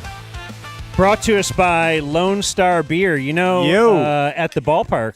What do they call the ballpark now? The Jared? Gilf. At the Gilf. Is that an official nickname of the ballpark? I don't believe it's official. It's not up there with Tatas or whatever happened this offseason or right before the season. Let's see. Lone Star available at the at Lone Star, at Lone Star Field, Globe Life Field in section 101. Right It is the national the gate. The national beer of Texas baseball. So we want you to celebrate their 140 they haven't updated their copy. It's 141 years of brewing in Texas now. Don't forget Lone Star Light, Jared, which I know you would do if I didn't remind you. And don't forget that they have awesome merch on They really their do. website. I'm a big fan.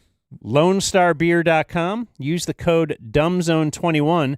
Not only will you get 21% off merchandise, like this cool hat that I'm wearing that the ladies love, but we will also get a little love from that because they'll know that, hey, you went there from the Dumb Zone.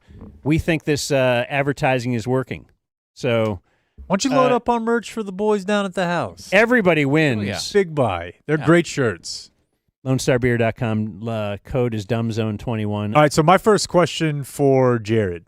You want to put that Jared Sandler. If you want to put that image up there, both of, I guess, Jared and the Sager thing. So Craig Sager Craig Sager, maybe the founding member of Kempspin. Craig Sager, largely viewed by everyone in sports media as just a gentle soul. Look at his wacky suits, folks. He's interviewing Pop, and isn't that a fun dynamic?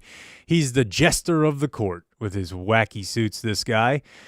Then, some things came out when he got like a pretty aggressive form of leukemia, and he needed some stem cells and like a bone marrow transplant, which is very, very painful, and it's typically got to be a member of your family, which his son obliged. His son, I believe Craig Jr., only to a few months later find out that he had been left out of the updated version of Craig Sager's will, along with his sister Casey, as everything was now being left to the Bulls dancer that he left his mom for. And so that woman's name is Stacy Sager. And so this website, this shoe website, posted, as TNT and the NBA come to an end, Stacy Sager, daughter of the late Craig Sager, reveals he collected every Mike flag from his career. The photo of Craig Sager and the photo of his Mike flags. That is actually a dope-ass collection. Like, look at those, dude. That is TV history of the back half of the 20th century there. The only problem is, as his daughter had to point out, his daughter didn't post that photo. His second wife that he left his entire family for. Daughter aged. So as a member of the sports media, are you allowed to at least say, maybe neutral on Craig Sager? Maybe neutral. Are you asking Jared? Are you asking me? Yeah, we can say whatever we want. That's actually our motto here. My thoughts on Craig Sager's family dynamic? Is that what you're asking me? Sure. Is the cancer force field strong enough with this one?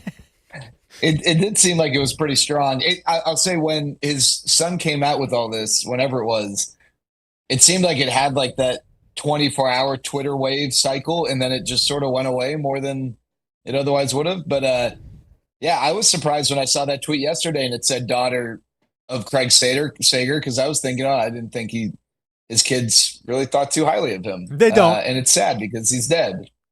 No. I mean, maybe. I don't know. He's a bad guy. What? No. Yeah, that's right. Like, there's no. Some of these situations can be rectified at some point. Like you guys, I think, I heard the tail end of that clip of Russell. I think it was Russell Westbrook and maybe KD or someone, and it's like those two guys hated each other. It seemed like for a time, but they're alive and they can make it work eventually. Maybe, I don't know. But Craig Sager's kids are gonna forever like hate their dad, right? Like that kind of sucks. I feel badly for them. What are you gonna do? I mean, yeah, he's not a good guy. Like, how would you? You know what you could do? Knowing some trivia. Oh yeah, we're going to start off with trivia this week. That way, we can give the answer at the end, and we're going to jump right into it here. Jared Sandler, every week, all right, we'll give a trivia question right here, and for the live participant in our show, you can you got to chime in on the chat. Yeah, correct answer in the chat. At YouTube, and you get a pair of tickets to an upcoming Ranger game. Isn't that exciting? I think so. Yeah, I don't know who's supposed to answer. I think Jared's on a little bit of a delay. I'll be honest with you guys. Are you in Tampa? I've gotten 2 questions. No, I leave today. We had some other medical things, so leaving look today. at this guy. Look at this guy. Always got a thing to make me look bad. Always got the force field. Yeah. I asked him about it. No, but like I feel like I've gotten 2 questions already, and I'm not clear. I wasn't clear if they were directed to me, and I really wasn't clear of the question. It's okay. I feel like I've already failed you guys. It's okay. We can still save this. Let's give away some tickets. Okay. All right. Do you guys want a Rangers trivia question or a Major League Baseball trivia question? You're killing Dan, dude. You're killing. I know. All right. Rangers. You guys ready? Every time we say Rangers. Jared, give us a trivia question. Then he asks us another. Options. Yeah. And I wore a shirt. I wore trivia. A shirt just for you today. I know. I was waiting to comment on it, but I got asked a question by Jake, and I wasn't sure how to answer it. So, just being honest, I noticed the shirt from the start. It's a USC baseball shirt. Did I give that to you, or how did you get that? I got this from Deuce Robinson's grandfather, who has told me, or he has just mailed me a Florida State baseball shirt because Deuce has left the program. So this is the last day I will wear this, but I'm wearing it for you because I think USC's doing good in baseball now, or no? First time in a regional in 10 years. And talk about the ping of the bat at 5 o'clock. That old ping of the bat, the smell of the aluminum. Yeah. Big game tonight against Oregon State. All right, hey, there are 5 pitchers whose only career 200 strikeout season came in a Rangers uniform. Who are those 5? Only career. So it's not that they only had one with the Rangers, that they only had one in their career, and it came with the Rangers. Wow. So we can rule out Nolan Ryan. Yeah, that one's pretty. Correct. Okay, so they had exactly 200 strikeouts. That's a really weird anomaly that you would have exactly 200 strikeouts in a year. At least 200 Oh, strikeouts. You're such an asshole. I'm not. Just think everything. I'm not anything of the sort. My favorite one, but okay. So the 5 pitchers who have answer in the chat, and Blake will inform us when we get that answer. Blake also has some audio, but before your audio, I want to follow up on last week's show because we were talking about when John Radigan couldn't pronounce somebody's name, and I couldn't find that audio. Of course, I found it like 2 minutes after the show, and we thought this was funny. So far tonight. Time for a Chevy game break. Let's check in with John Radigan. Yeah, Dave, thanks very much. Pirates and Red Sox. Tom Brady got his stolen Super Bowl jersey back today. That is until Rob Gronkowski took off with it. Brady with the tackle there and some on-the-field heavy hitting as well. Andrew Bentadini with the 3-run blast and the reigning Cy Young Award winner, Rick Porcello. Okay. Yeah, that's a fun one because if you say an Italian word like that, it just sounds right. Yeah. Bentadini. It's also with the tackle there and some on-the-field heavy hitting as well. Andrew Bentadini with the 3-run blast and the it was a rookie. It's Andrew Benintendi, and I was in a real heavy fantasy league back then. I knew all the prospects, and so yeah, we made fun of Rads the next day because he didn't know who Andrew Benintendi was. Now everybody knows who Andrew Benintendi is. Household name. Yeah. And that little stinger is meant to, like, you're supposed to close during the Okay, dude. not start another story. Don't. Because you had too much gold with Tom Brady and Rob Gronkowski. You guys. Jared, your comments on another broadcaster. That's all we're doing. I love Rads. Rads is a great guy. He is. All right. Jared was asked to work in generic summer event, and he did wonderfully. Back at it again tonight. The rubber game of this 3-game series, the Rangers and the Jays. And this is not just any generic summer event. Tonight's the return of Corey Seager. It's a layup, but it's well done layup. Nice job. Yeah. Nice job.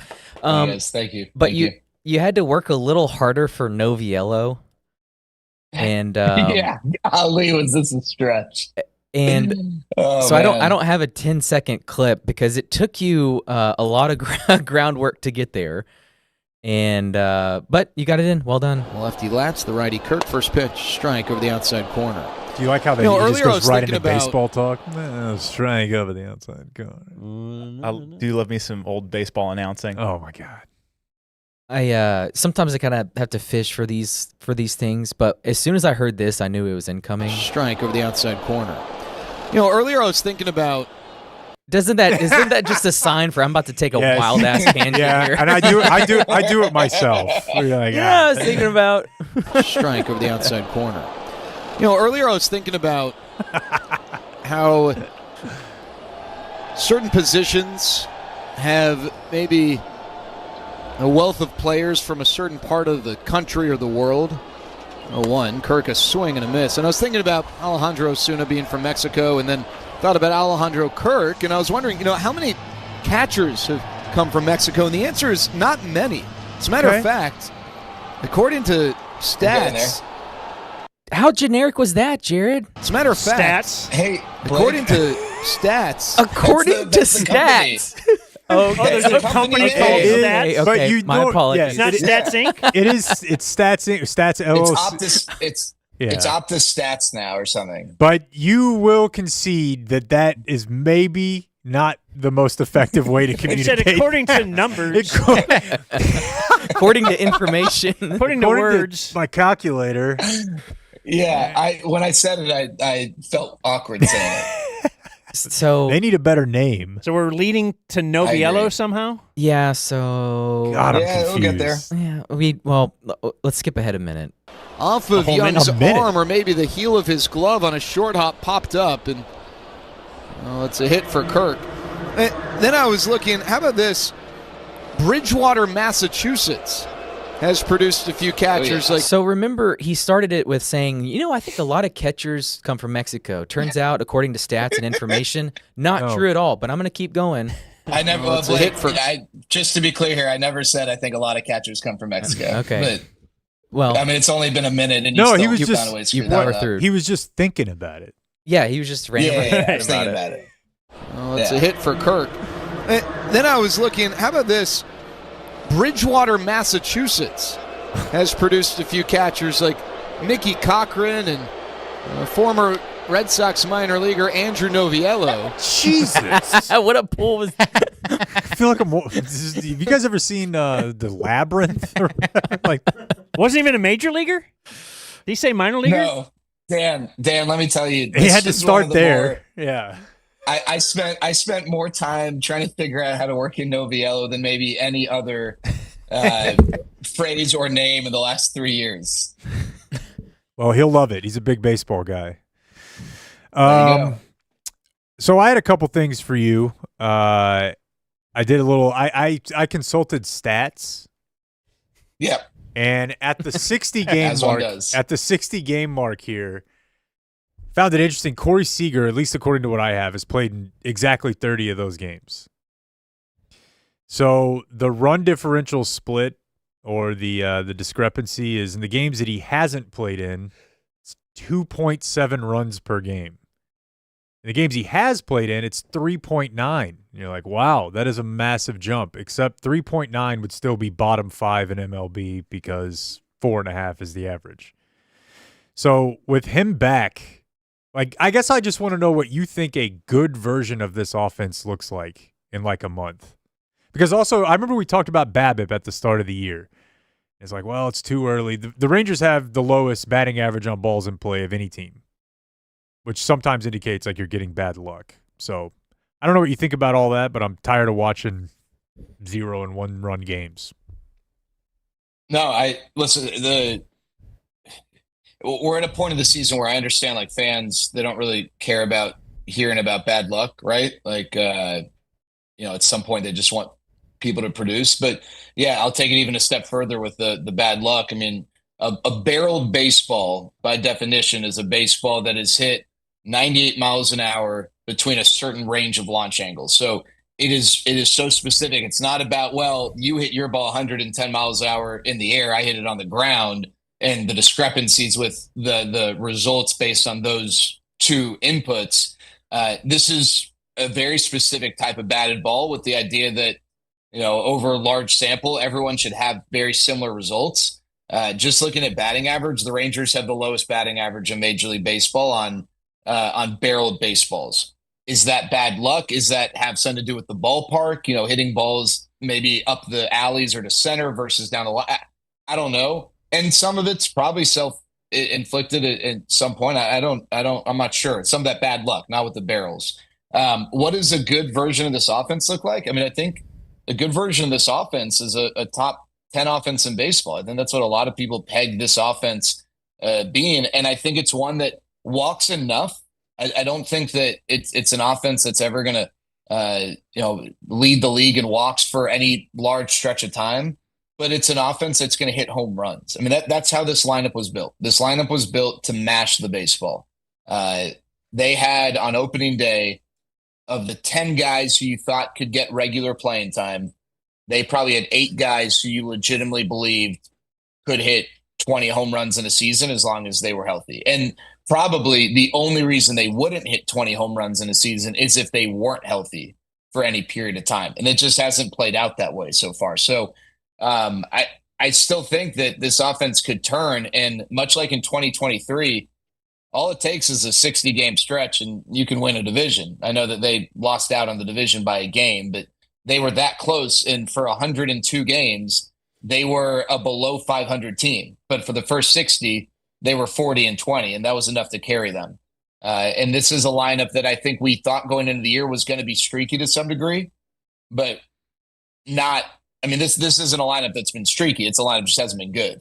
I think that there's still confidence that this lineup can hit its stride, but it's going to be based on the home run ball. I mean, that's how this lineup was built. Not to walk, not to work the count. It was built to hit the ball 400 feet 3 or 4 times a game. Does the blame ever fall to Bochy? Like, they already got rid of their hitting coach, but it's kind of like Bochy's. It feels like he's too. It's just too much aura. Too much aura around Bochy. You could never blame him. So, well, I guess my response to that, my question back would be like, what are you blaming him for? Just because he's in that role, and so, all right, you got to blame someone, or is there something that you can point to and say, hey, he's got his hands on this. This is his fault. No, I'm just because he's the manager of a team, and when teams continually can't do something well, eventually the manager gets run. But I can't imagine that it could be a during the season firing for Bruce Bochy. I don't think that would ever happen. I do think very likely he'd be gone after the year, though. I agree with you that I don't think anyone. First of all, internally, I don't think anyone's blaming him. Even if you want to get so granular, like, I don't know, I don't know that he hired the hitting coaches. Like, Donnie Ecker came before him. So if you want to even maybe say, well, is he the guy who hired these guys? I don't know that he hired them. I'm not sure the process of hiring Justin Veely, although I don't think it's necessarily even fair to put blame on Justin Veely, right? Because at the end of the day, I think it's, it falls on the players largely. But yeah, now, Dan, I'll tell you, his contract's up after this year. And I think there were a lot of people when the season started who thought this is not going to be his last year.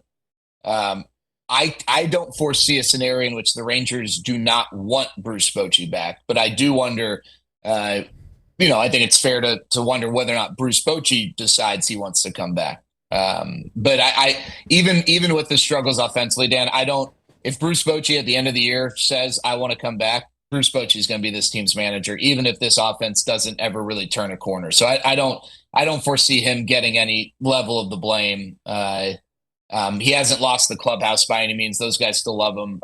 There's nothing to me that it's like, hey, maybe Bruce Bochy's time here is numbered. If he does not come back, I would imagine it's his call, not the Rangers. Have they tried torpedo bats?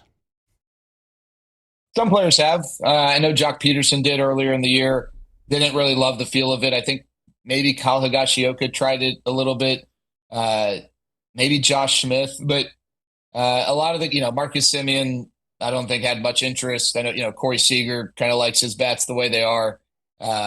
Maybe White Langford tried it as well. There are a few guys who I think like at points maybe gave it a shot, but I don't know that any of our guys have like taken to it and they feel comfortable or like it. To the point where they want to use it in place of their bats. And one of the things that didn't maybe get characterized with the torpedo bats accurately is a lot of these guys have bats that are within the rules kind of tailored to their liking. Now, it might not be something as noticeable as the shape of it with the barrel placement, but these guys, they're not just going to like your local sporting goods store and picking up a wooden bat. So like a lot of these guys have had hours of conversations with bat makers and testing, maybe even in a lab, to determine like the bats that they like. And so, a lot of baseball players are creatures of habit. So it's not, I don't think it's like they're all swinging the same bat, or the torpedo bat. I think they all kind of have the bats that they like already. And so that's why I don't think any of the Rangers players have decided to make the switch. Boy, that really seems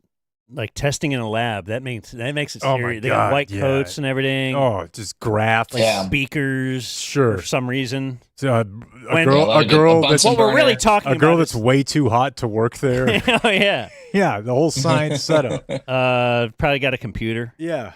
Got a Yeah. computer and everything. So what about that trivia then? Oh, before we get to that trivia answer, because that's the end, right? Speaking of, you mentioned Jock Peterson. I had a little piece of trivia that sometime during the year, maybe you could bring this up to Jock Peterson. Okay? Okay. I got this from, I'm a free subscriber to Craig Calcaterra. Yeah.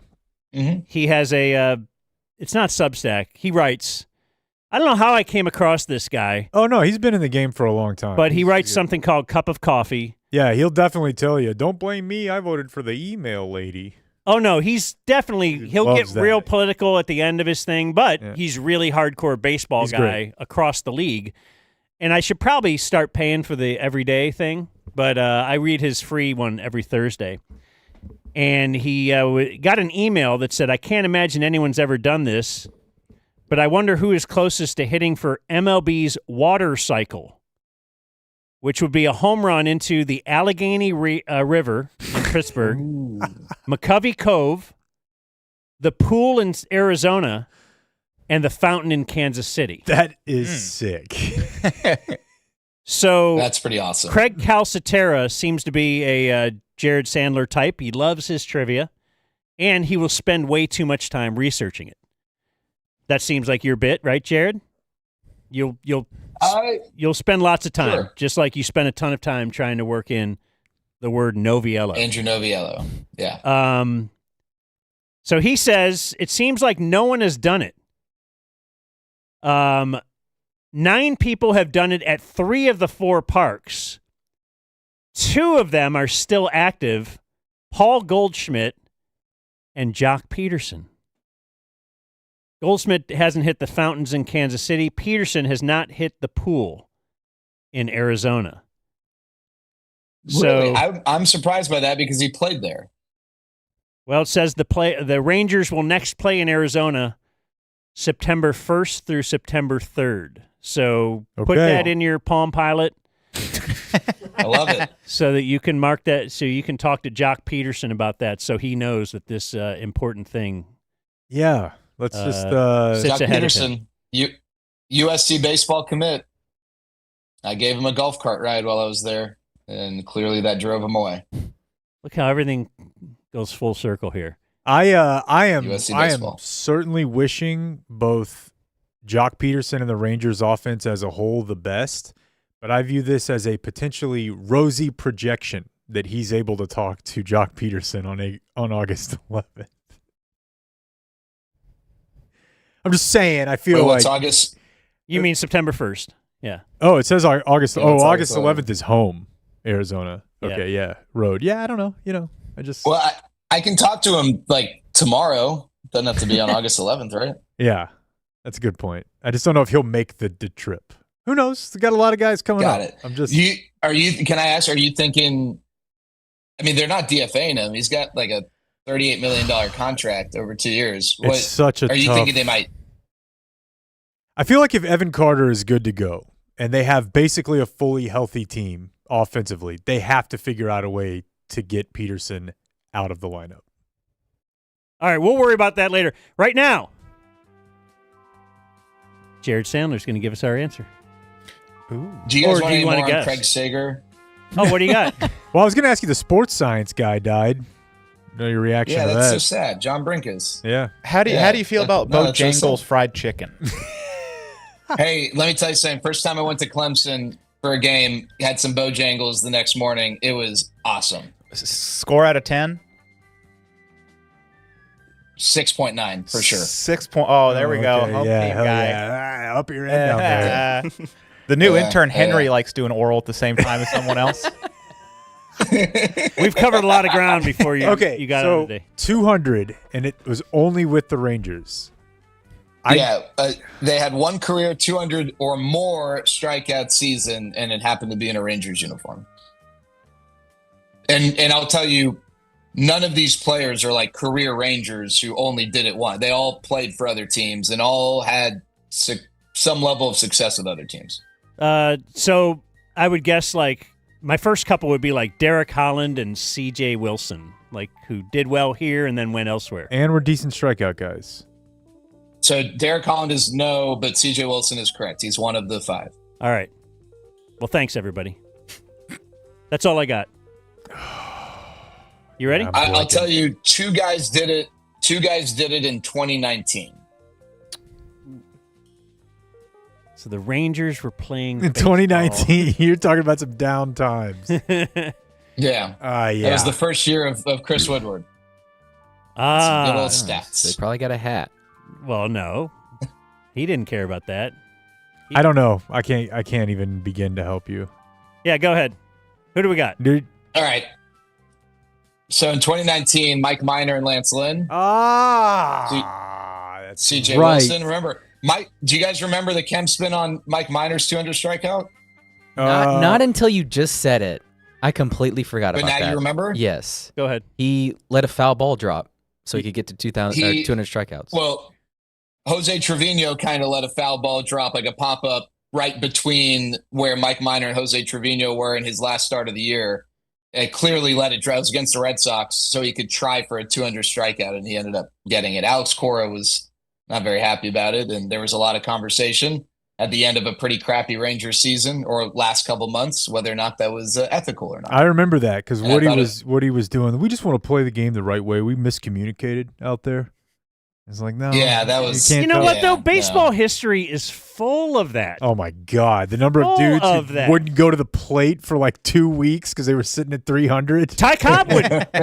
Seriously, that's when like Ty the Cobb whole. was Ty Cobb would be leading the league and just stop playing the last 4 games of the season. I'm good. Whereas famously, like Ted Williams was leading, but would play. Yeah. Like certain guys would play, but baseball, especially late season, out of contention baseball, that's where all the bits happen. That's where a guy plays 9 positions in one game. They get a little fella out there, maybe. Eddie Goodell, yes. That's where Eddie Goodell got out there. All right, Lance Lynn, Mike Minor, CJ Wilson, who else? What about like Kevin Bobby Millwood? Witt. Okay. Oh. Bobby Witt. Sorry, I thought. No, Kevin Bobby Millwood Witt's one. was All right, a the last strikeout one- pitcher before he got here, I think. I didn't know how much, right? So go ahead. The last Idiot. guy did it in 1987. You don't know about Kevin Millwood? 1987. No. 87? Yeah, I can't help you. He played for a long time. Well, I wouldn't say He's Burt Blyleven. he's got a bit. Sidearm, sinker. Is there a bit here that we can think of? He's got a bit. What was that guy's name? Or something. What was that guy's name? You got the guy who ran that guy's head over with a motorcycle. That's kind of a bit. Go ahead. Who is it? That's not Matt the bit. Bush? Nope. A classic bit. That was that was really trying to shoehorn Matt Bush because you know that he wasn't around in 1987. All right, right now, give the 5 players. How dare you? Just so we can knuckleballer. cut this Charlie up Huff. and you Charlie cash it- Huff. All right. That's a great one. Okay. Charlie Huff, Bobby Witt, CJ Wilson, Mike Minor, Lance Lynn, not Craig Sager. What a fun time. All right, Jared, good times, man. Man, can I tell you something? Jimmy asked me to rank Bojangles. If I had to rank my contributions today, it would be like a -5. No, so I come apologize. on. We got you. You were You positive. were going to bat for Craig Sager, saying he's a great dad and all that. That was, You had a I did positive not WAR say he score. was a great- No, we'll clip this up. We'll be good. According to our Yeah, stats, yeah. you did great. Kevin Millwood never had a Yeah. 200 strikeout season. Interesting. Let me know, I'll be damned. Let me know what I need to work Yeah. in. All those mill heads out there fired up right now. Yeah, only thing I want you to work in is while you're in Washington, I need you to somehow talk about the place to see and be seen, Yes, dude. like Norm once did when he was talking to Pat Summerall. Right. And then actually they were in Jacksonville. So if you can somehow work in see and be seen and the word Jacksonville into the same 1 minute. Okay. In the same 1 minute. Yeah. Because you don't get All the whole right. game to do this. Because you're going to Washington, aren't you, Pat? Yeah. Going to Washington. Maybe you'll see Washington. maybe you'll see majority whip Tom Emmer among other celebrities. All right, we got to go. See you, Jared. Bye, Jared. Bye. See ya. Hey, Claire, you remember that one time the Frankels got me that huge car accident settlement? Oh, Cornelius Falcon, how could I forget? Yeah, that was super dope. Was that a fart? Please stop talking.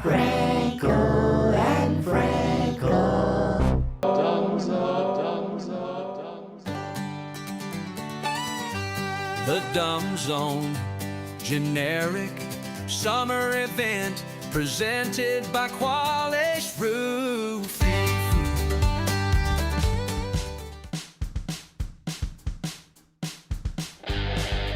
You're listening to The Dumb Zone. Yes, indeed, that generic summer event, which will feature comedian Jimmy Nelson,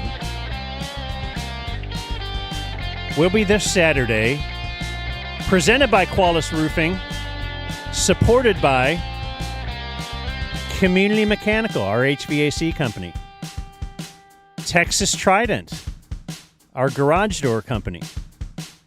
Fairlease.org, our car lease company. And Silverback Construction.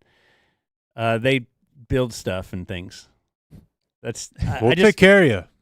Yeah, so thanks to them for supporting. They're all instrumental in allowing us to have the Dumb Zone generic summer event. I just want one of those guys Saturday. to show up No and be puppet. like, which one's Jimmy? And just put his finger in his chest and go, I pay your fucking salary. It's true. We do pay your salary in a sense. In a sense, yeah. A very literal sense. Yeah, I like that one. I like that one a lot. And if you'd like to be a part of these type of events, sales@dumbzone.com. Oh, that's right. Yeah, yeah. Was it news time? Here's Jake with the Dumb Zone News. Because we do have some sad news. We have a sponsor, though. We do have a sponsor, though. Let's go back to the sheet. Lucy. Let's talk to you. I was just actually telling I know, friend during Jimmy the break, Nelson you about guys that were in having the break. Lucy talk, Hey, and I thought, is that because Jake is looking and sees the sponsors coming up? You can tell. I didn't know. That was just natural. Lucy.co/dumbzone. Promo code dumbzone gets you 20% off your first order. That is, well, go ahead. And just It's nicotine pouches. the Of exact course, same conversation you're having. tobacco free. I gave a couple of Lucy's out to the boys at flag football yesterday, and they said, wow, this is a level up. Where do I get this? And I said, well, at lucy.co/dumbzone, where you'll get free shipping, a 30-day refund if you change your mind. It's good stuff. It's actually better. It's actually better. So lucy.co/dumbzone. Lucy.co/dumbzone. Here comes the fine print. Lucy products are only for adults of legal age, and every order is age verified. Warning, this product contains nicotine. Nicotine is an addictive chemical. Sad news. John Redcorn is dead. John Redcorn? The voice actor, Johnathan Joss, 59 years old, who was John Redcorn on King of the Hill. The dude, you got to do it. You'd love it. So would the girls. Never seen King of the Hill. Oh, man. You'd love it. They're doing like was it a real thing I saw where like Bobby's an adult and he's a chef in Dallas? I have seen that. Yeah. Floating I'm out there. hoping that is not real.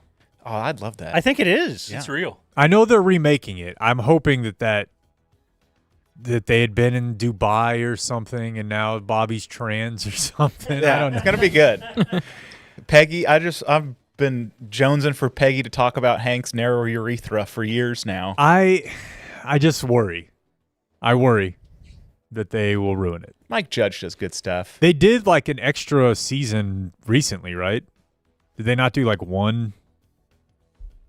I'm not sure. Let's see. Okay, it was off in 2008, 2009, so I guess that was the last thing. Dude, you'd love it. You really would. I feel like you should have watched it right when you got here. Would have explained a lot. It feels very Oh, my God. North Texas. Yeah, just like the outside of the Metroplex portion, and thinking of Dallas as like basically it might as well be London. It's a show in Hazlitt. Yeah. Yeah. What it is. Yeah. It's so good. One of my favorite lines was Bobby asked if he can put a gun rack on his bike. And Hank goes, Bobby, if you weren't my son, I'd hug you right now. It's so good. All right, I'm going to put it on my TV show list. I feel like you'll blow through it. The wife would probably dig it. But yeah, I do worry about this. Ooh, if the wife will watch it, I'm really in. John Redcorn was a player for sure. What the thought was that he was always having sex with Boomhauer's wife. Boomhauer's wife. I don't believe it was a thought. I think it was very clearly in the show. He had a son. Yeah. Yes. Joseph. Also appeared in Parks and Rec. Chief Ken Hotate. If there was a native story, I imagine this guy was the guy. And then also the death of sports science host John Brenkus. So the King and Hill guy died from a shooting? You said that? You know what? I don't think I did say that. I think it was there was a shooting in San Antonio. Oh no. Yes. Oh no. Mm. Really makes you think. You know? Some would say if it can be John Redcorn, it can be any of us. Did you watch Sports Science, Dan? Was that big in your? Like, you remember, like, FS1 was popular, and there Just a little bit, not a ton.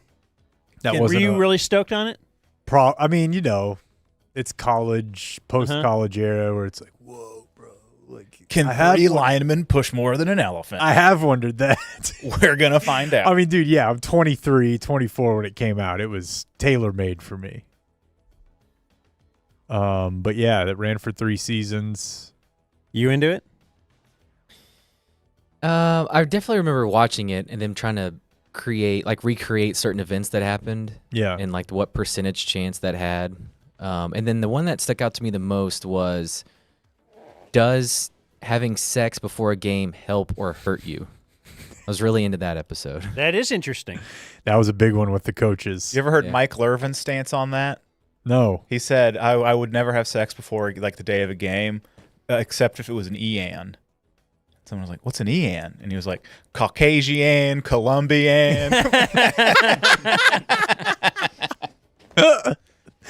That's good. Yeah, we were always warned against that. Which Well, I that's thought the was old funny. boxing bit, right? Your legs. Yeah. Boy, I think you guys are doing something different than I'm Because then I heard. I think I've heard about this my whole life. It feels like some marathon runner was like, no, the best time you should have sex right before because of blah blah blah blah blah.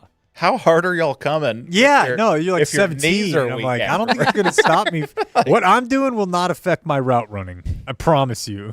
But you talk about trying to recreate stuff and do the percentage of that happening. Did you guys see the video of the softball pitcher who threw a pitch, and then the catcher is like, like something got in her eye as she caught the ball?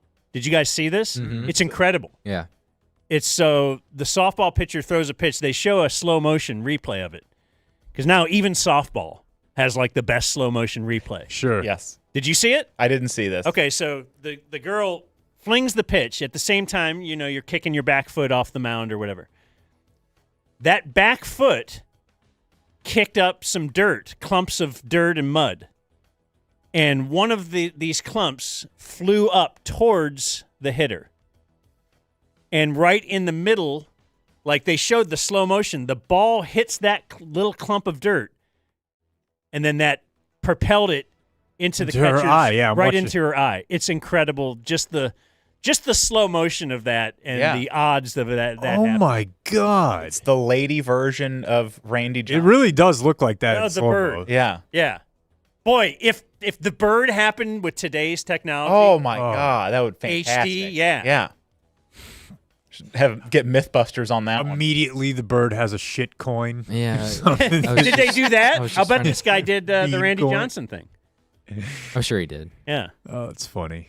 Remember they did one like Megatron, like it was him or Ocho Cinco about his catch radius. Mm-hmm. Yeah. So they would do all these cameras on him and have him jump in different directions, and they were like, "We can throw a ball within 18 yards of Megatron." And It was cool. That's awesome. It was cool. Well, he killed himself. Yeah. Oh. He was testing the science behind a. Well, you never know. Guy, how old is he? 50s? Yeah, not old. 50. That's not too old. Yeah. But I always think about that because I do the died on this day and whatever, the today in history. And you'll see a lot of guys a lot of suicides. But in their 60s, and you're like, well, what if he got cancer? What if something's going wrong, like physically, and you just don't know about it? And he's just like, look, had a great life. I was a guitarist for a well-known band or something, so let's kill myself now. Yeah.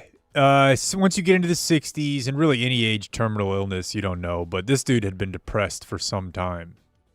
He was 54. He told a story that was going, making the rounds this weekend. He was on a Marcellus Wiley, his show a couple years ago, and told a story about how he was trying to hang himself and his dog saved him. Like the dog basically disabled the contraption. So this time he outsmarted that dog? I guess so, or maybe he just fed the dog, maybe, and the dog's distracted or something. But listen, there is irony in a guy who's like, "What would happen if hanging himself?" And he hung himself. It's kind of that. At least in that case, he did, Gosh, or was tempted. It's kind of the ultimate experiment, as they say. I just don't know. know. No one says that. I don't know if I'd want to do the hanging yourself. I walked in on a guy hanging himself one time. And I remember I made eye contact with him, and he was standing on top of a thing with a rope around his neck. And an officer from outside is like, "Hey, did you find him?" And I was like, "Yeah." And like, "Is he okay?" And I was like, "Kinda." And then as he's looking at me, he kicks out. And then he had tied himself to a light fixture on his porch. No good. And so just hit the ground. And now you're just with like a sad, dusty guy. Like, yeah. Come here, buddy. Like, and do you have to does he get arrested for attempted suicide? I don't think you get arrested. You get either you can go to a hospital and they have psych wards and things, or the police can take you directly to Green Oaks or something. The loony bin. Yeah, you're going to jail now. Yeah, you thought you were sad earlier. You're gonna have a ham sandwich and an assault. Yeah. Yeah, it's sad. That's a sad story. What if he discovered something and somebody wanted him dead? No, actually, the tush push can be stopped. Look, we ran numbers. That's true. Yeah. What if John Brenkus got too close to the tush push solution? Oh no. Yeah. Yeah. No, Caitlin Clark actually did help the WNBA. Look at the numbers. Hey, all Angel Reese, man. That has been a great today in Twitter. Holy shit, man. What do you mean? There's a group of guys who have they work for a gambling company, and their promo content right now is them live streaming themselves betting miss on Angel Reese's first attempt at every game. And there's they're 80% right. Yeah. They hit nailing six in a row out of the gate. Yeah. And they're like, it's the most exciting watch in sports history for me right now. As she's just out of control driving to the lane. 7 pivots into a post move. I'm going up and under. I'm drop stepping. I'm back around. And she you just can't believe the flails. internet, but I do love the compilations of her, getting 4 rebounds. Her on low one. lights. Yeah. Yeah. But that's also how you stack rebounds. So somebody goes through and looks at her original, gold star rebounds, I guess, and it's half as much. But anyways, they call them gold star rebounds. Well, we learned about gold star. I know gold star lesbian. We learned gold star gay from Steve Noviello. Okay. So I needed to come up with a term for a clean rebound. Yeah. Typically, they're just called rebounds, but when you have a player who half of them are off her own misses, we have to. Now, I have a question here from a news production standpoint. If I had another story about suicide, would I do it now and sort of bundle the suicide stories, or would I come back to it? What do you think? I mean, is it a good ender? Is it as funny as that last one? Because we really had a good time with that other one. Yeah, we did. I'm actually going to say this one's funnier. Okay. Jeez. But I'm going to do it right now. So we had the death of apparently a guy who's a bit of a legend in some circles in Texas. He's referred to as King George Coulam, Coulam, King George. He is the founder of the Texas Renaissance Festival. Hell yeah. Scarborough Fair. So this guy ran Scarborough Fair for 50 years. And at 87 years old, decided I've had enough. Henna tattoo. Yeah, like you were saying earlier, 87, strange age. Extremely strange. You gotta and everyone talks about it, this guy just loved life. He loved Scarborough Fair. Boy, a really weird bio on his website, GeorgeCoulam.com. What do you got? I'm just looking at news articles. GeorgeCoulam.com. George Coulam is a healthy, 6'2", 173-pound, 86-year-old, sexually active. That's awesome. Caucasian male entrepreneur. This is a Tinder profile? This is his website. Well, you guys think Like, I'm over 6 foot. I'm white. and I still bone. Fuck. Still I want to bone. boning. His home Yeah. and 200-acre estate gardens are located 7 miles north of Magnolia in the small town of Todd, Mission, Texas, where he serves as mayor. Ooh. George earned his master's degree in art from the University of California, Northridge. Yeah. What a hilarious. There's a picture of him in his garden. There's a picture of him at his house. On his and then website? here's Clearly, this is picture just a of him website. in doggy style. Oh my god. Yeah. Clearly, this is just a website for him to get poon, right? I guess. Rich guy, I got 200 acres.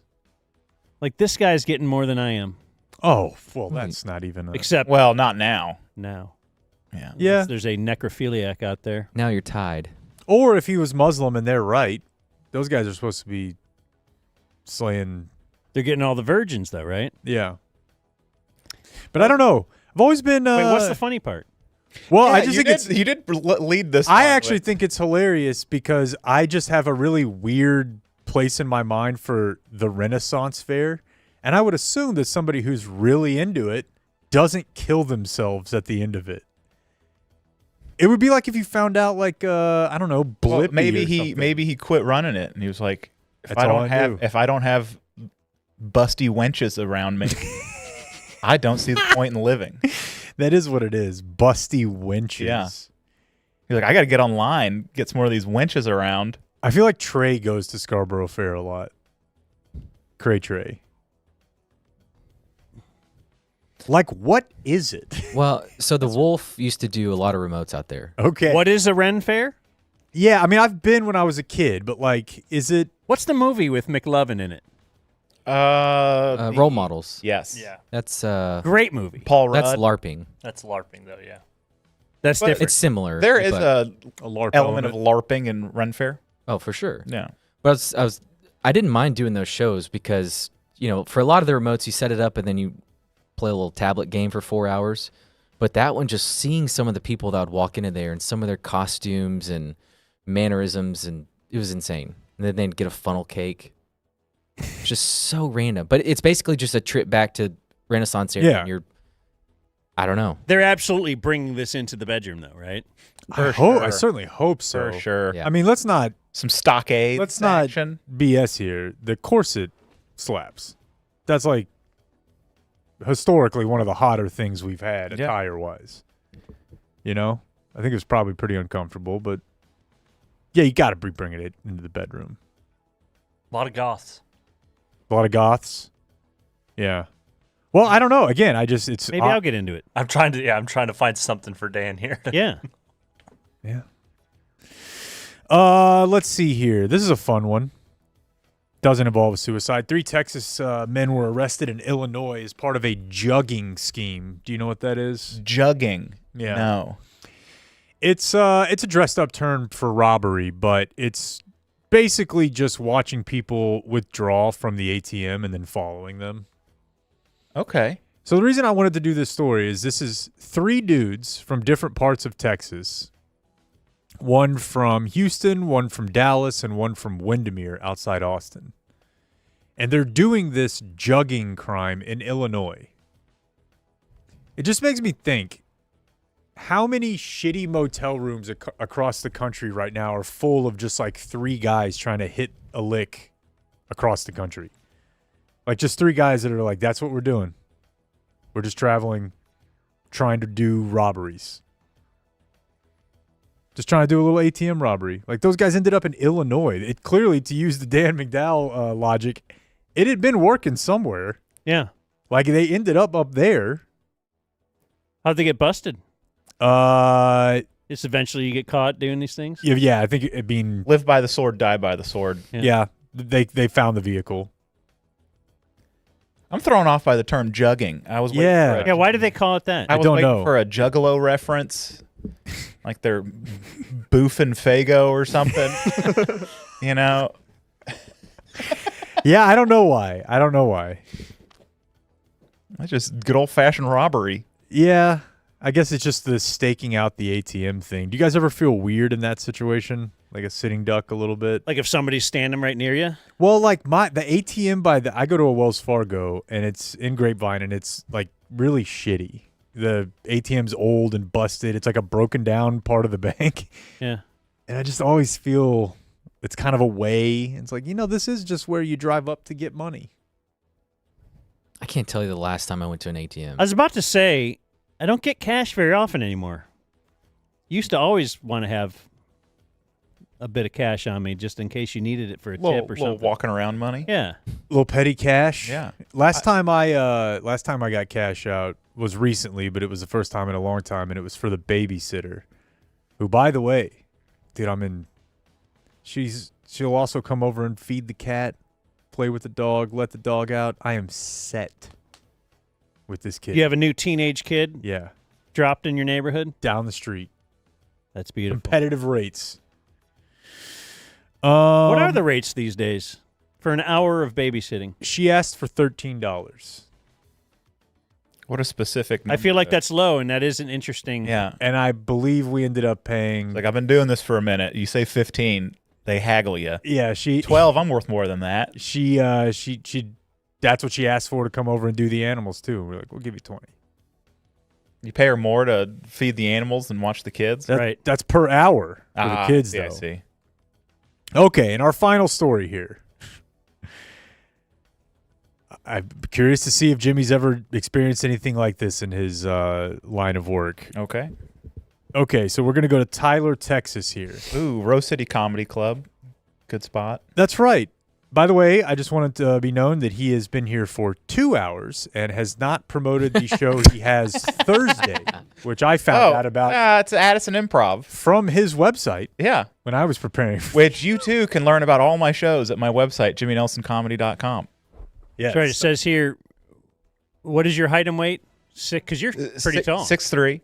6'3". 6'3", 245, working 245. Caucasian. 30. Caucasian, 35. 35-year-old says here, sexually active. Just look at the baby. Yeah. Mm-hmm. Oh, yeah. Yep. Little picture of his hog. Yep. From the era that still loves 69.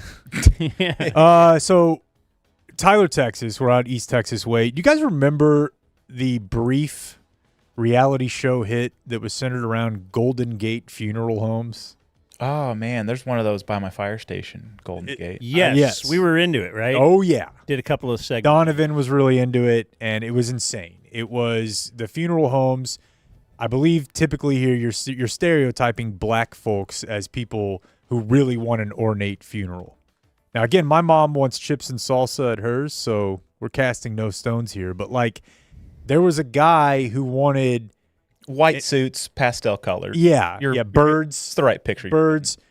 I believe one of the funerals was for one of the guys who sang the Baby Back Ribs song for Chili's.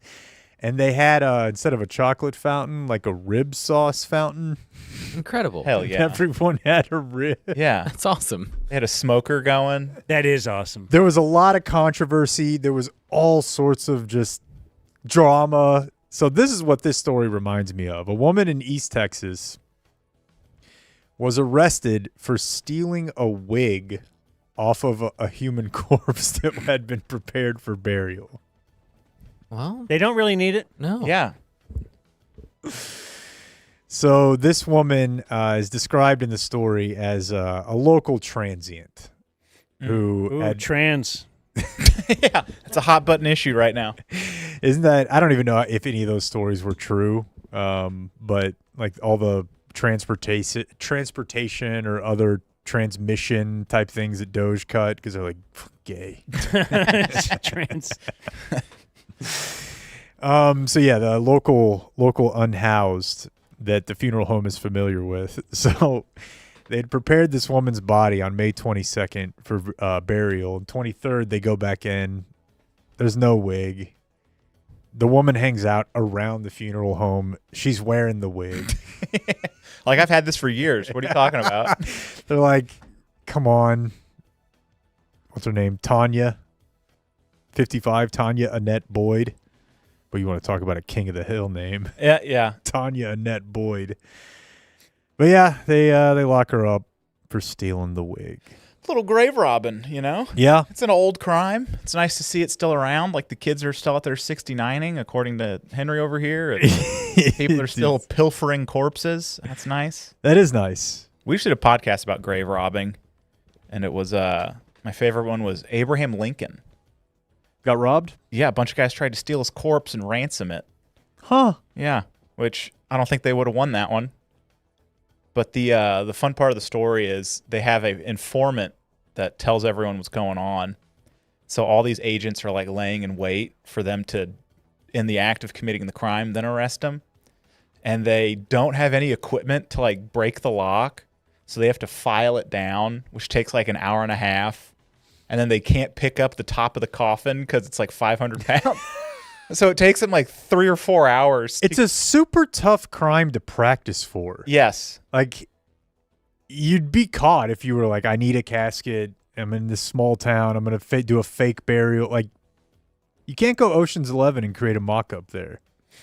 But they took so long getting to the casket that like the agents were like falling asleep and shit. And so when the guy did the secret word of it's time to pounce, a guy accidentally shot his gun. Oh, a little cheddar Bob. And they ran away and got away. I don't know. It definitely seems like something that used to be a lot more popular. You'd hear about it in like Egypt, right? Oh, all the tombs. Yeah, you're raiding these, but it feels like post like America's birth. We don't think of it as big of a deal. Well, they used to have it for like medical school cadavers. Oh yeah. There was a Wild West of that where I think I've actually heard about that. Yeah. You would just go steal a freshly buried person and then sell it to the college near you, and they'd be like, "Oh, thank you. Where'd you get this?" He's like, "I got a guy." No questions asked. Now it's like poor people do that, right? Like just can't afford a funeral, so we'll sell this body to medical. Yeah. Right? Is that why? Or I guess, yeah. Maybe. That's. I didn't know you could do that. Yeah, I saw a sad story last week about some guy. Clayton, if you know the details, but it was a long story about people that this has happened to, and the government tells you like this really flowery story about like what your body's going to, about what your mom's going to be a part of.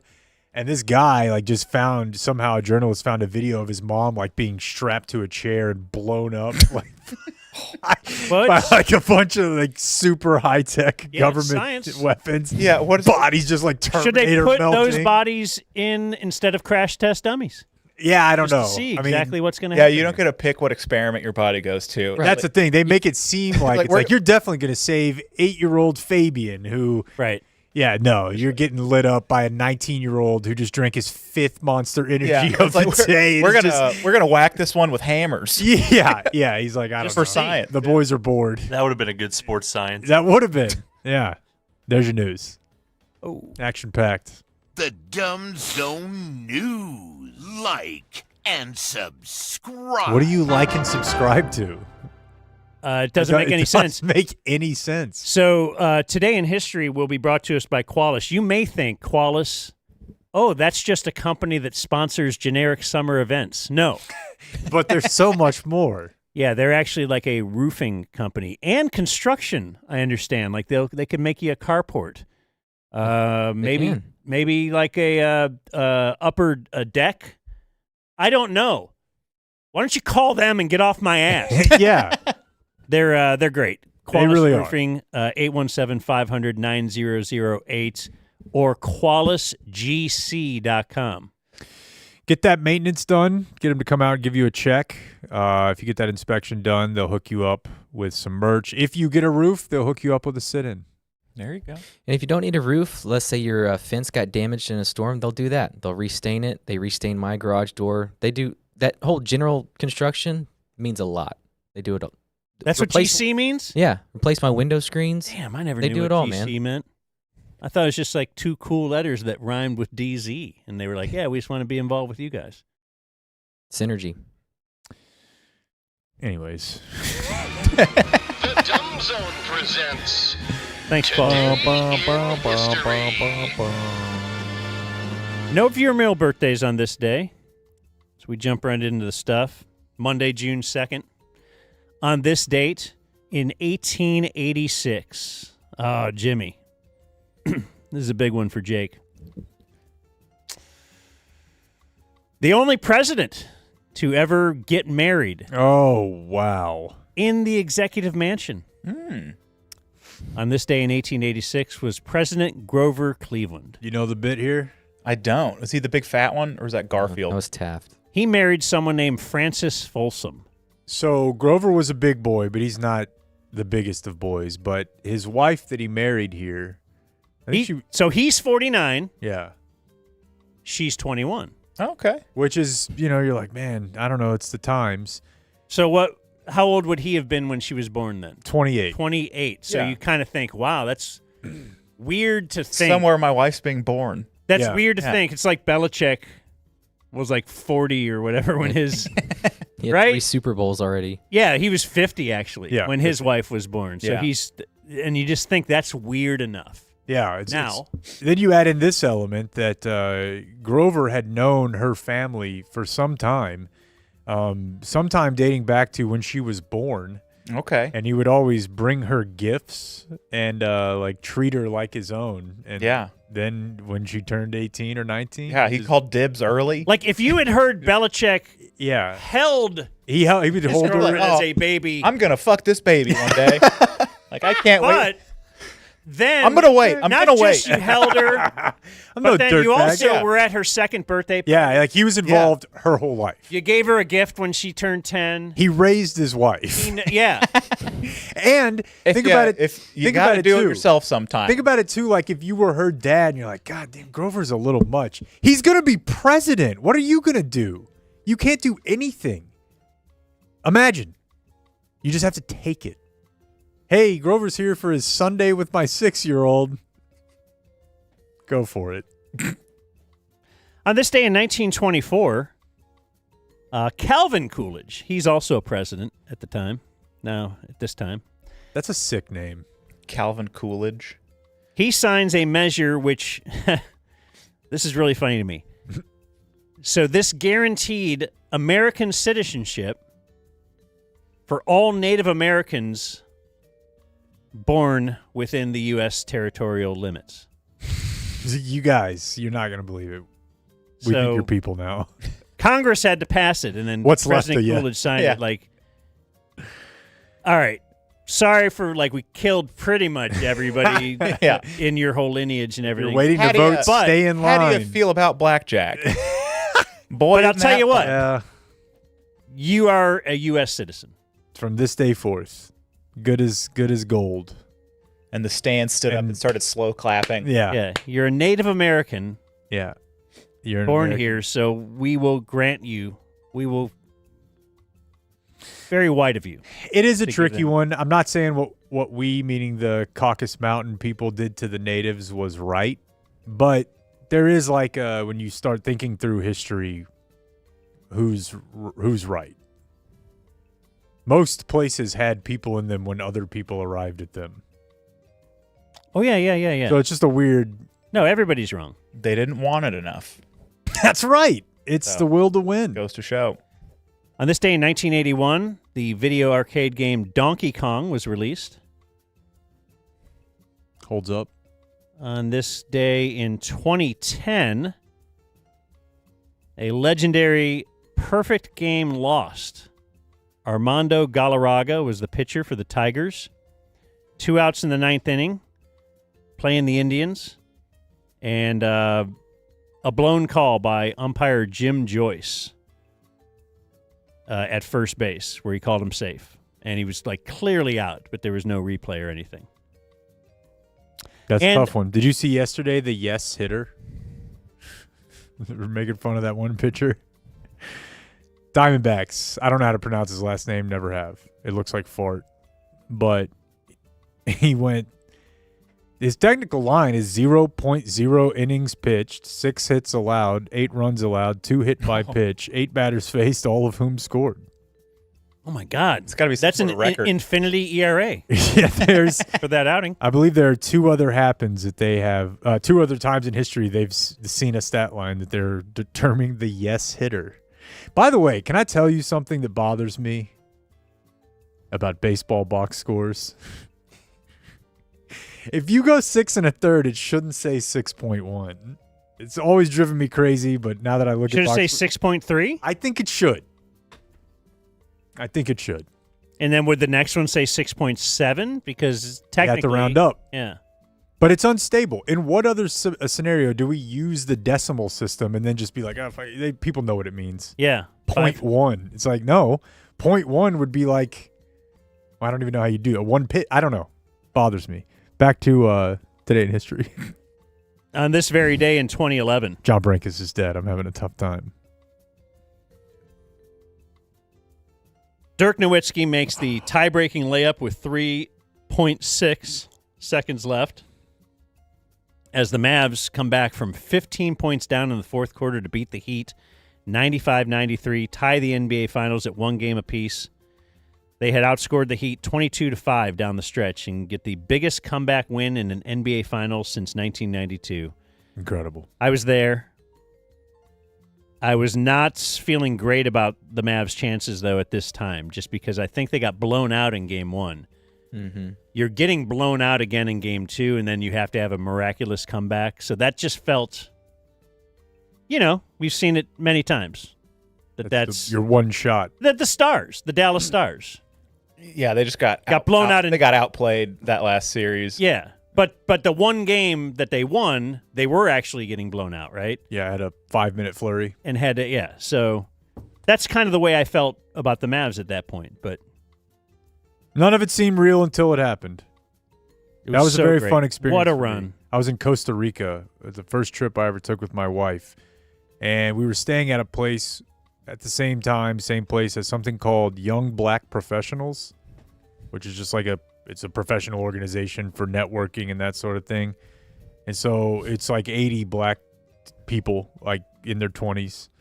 And we were at the bar watching the finals, and my wife was talking to this lady, black lady and her friends, and, she's young professional, and they're talking, and it's very code switchy. Like, these ladies sounded exactly like my wife. Like, yeah, girl, that's cool. We should talk, whatever. I swear to God, dude, the second that they stopped talking to Kristen, this girl looked back up at the TV and she was like, girl, that in kid hooping. Like, the cleanest code switch I've ever seen. And it was like, boy, I don't have to do that. It's very interesting. But Jason Kidd, not long ago, was a good NBA player. Is that weird to you now? Like, he was so old in 2011. Yeah.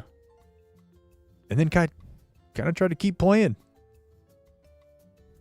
Yeah, kind of. He went to New York and wrecked a car.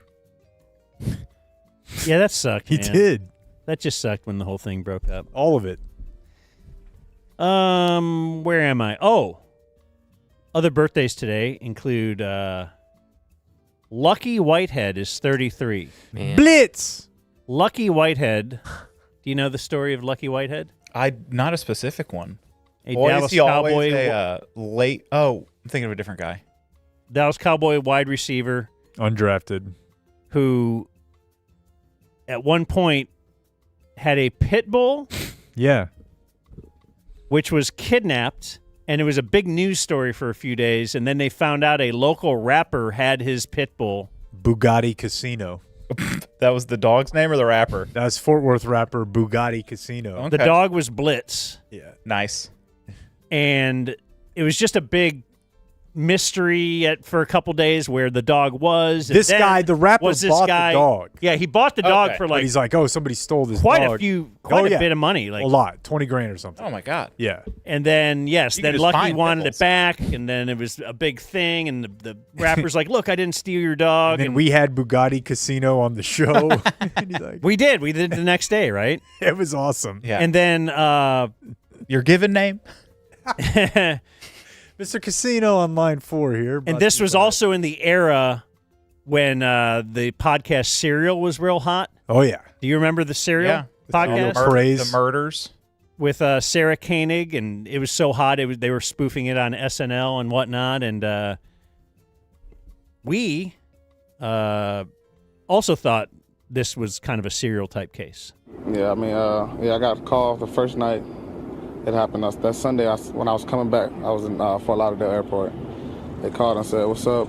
Like, blah blah. How much? At first, it was like, "How much the dog mean to you?"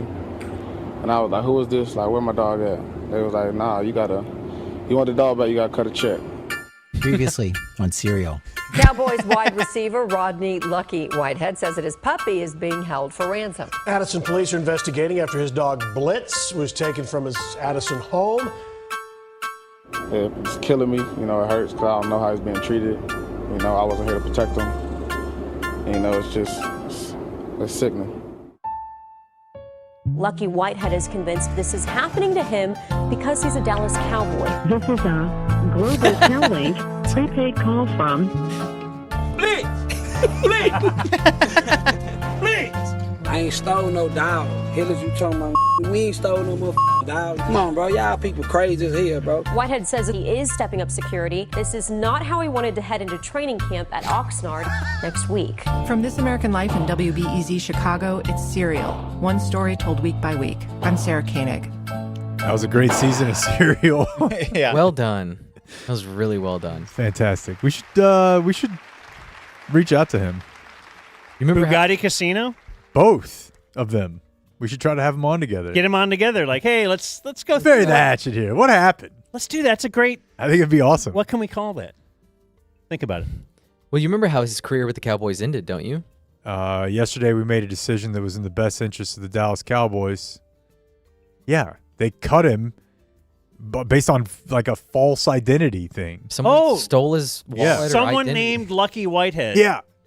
Was arrested like in North Carolina. Yeah. Virginia or something. Yep. They cut him.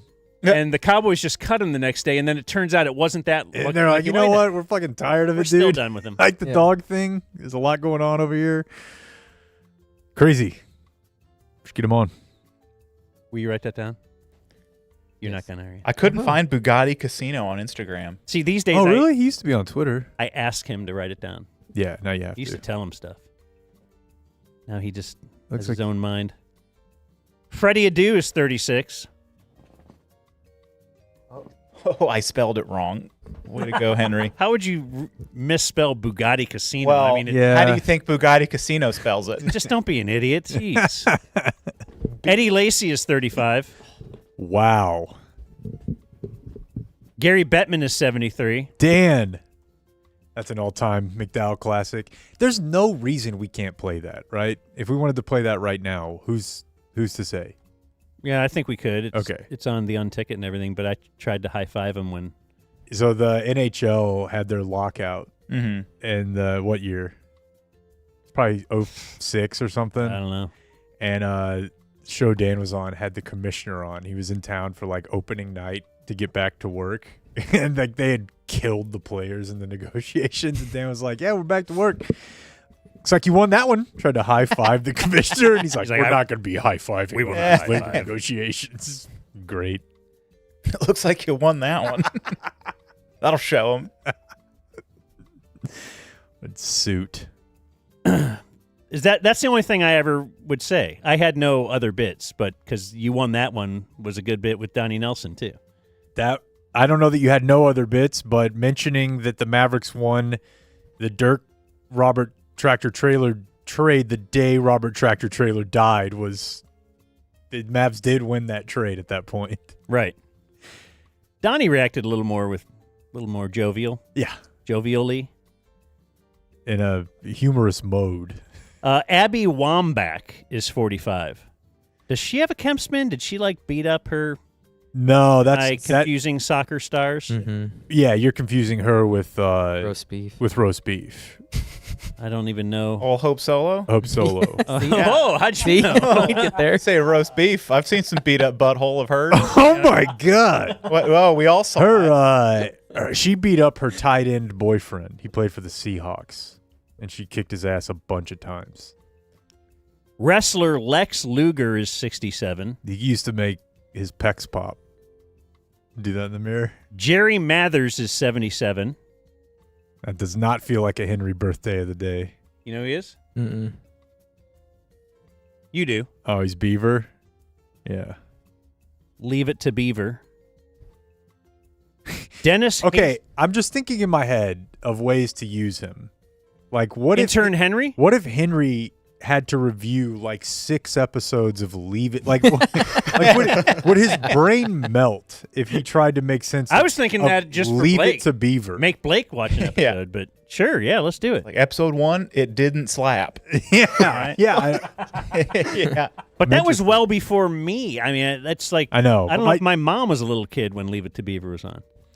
My dad definitely liked it, but he might have liked it in rerun syndication form. Yeah. This next one's a big one, though. Next what? You said the start of the name. Oh, Dennis Haysbert. Yeah. Is 71.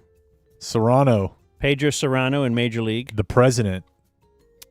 24. Dana Carvey is 70. Do you remember having Dennis Haysbert in studio? Because he's also State Farm man. I knew we had him on the show. I didn't know it was in studio. Yeah, he came up. Speaking of Dana Carvey, my kid's been eating a lot of broccoli.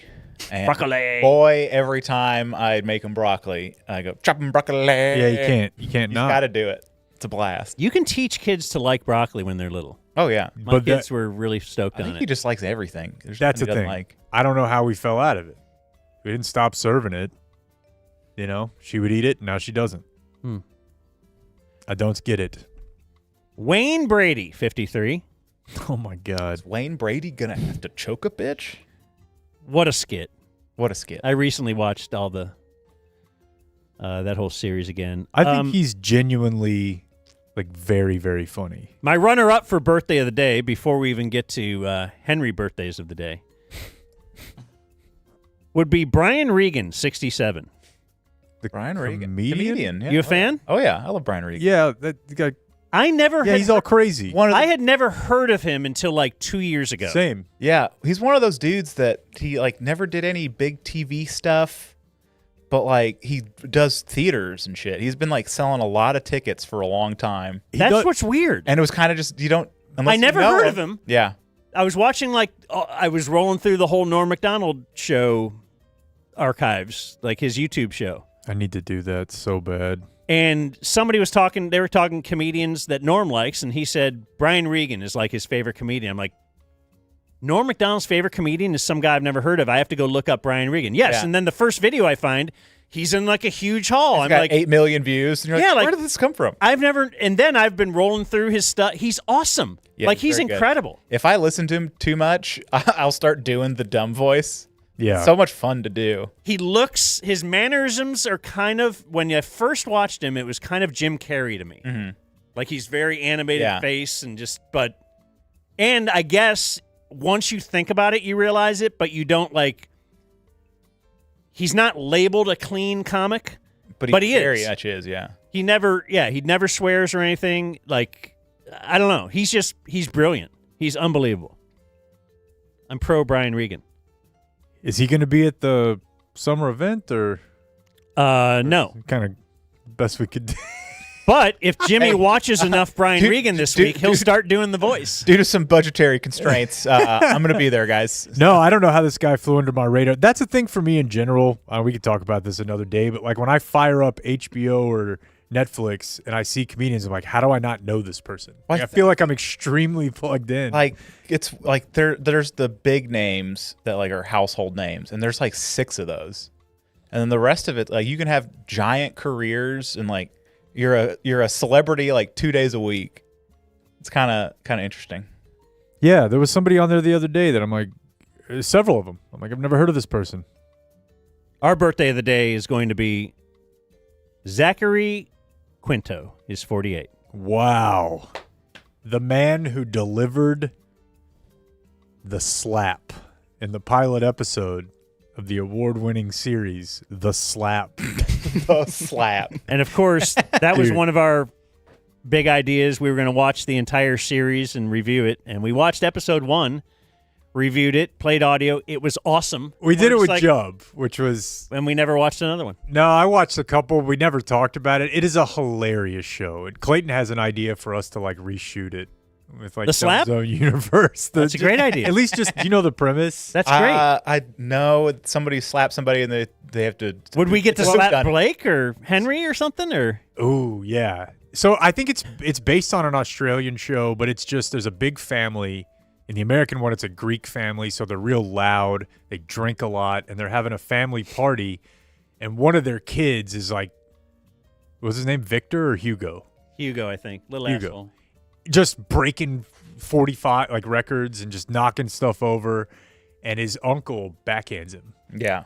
And chaos ensues because he's got like a yuppie mom, that is his right. We dad. don't punish him. We don't punish. We don't. Yeah. We just want him to grow and live his life. Yeah, and it just the whole thing unravels, from the slap. Mm-hmm. It's really Here's the dumb zone slap. Henry's 69ing with someone. That's the whole thing. Blake walks in trying to shush him to stop, accidentally slaps the other person. Plot twist, Steve Noviello. The other person. Interesting. Wow. That's the whodunit. Feels a little too.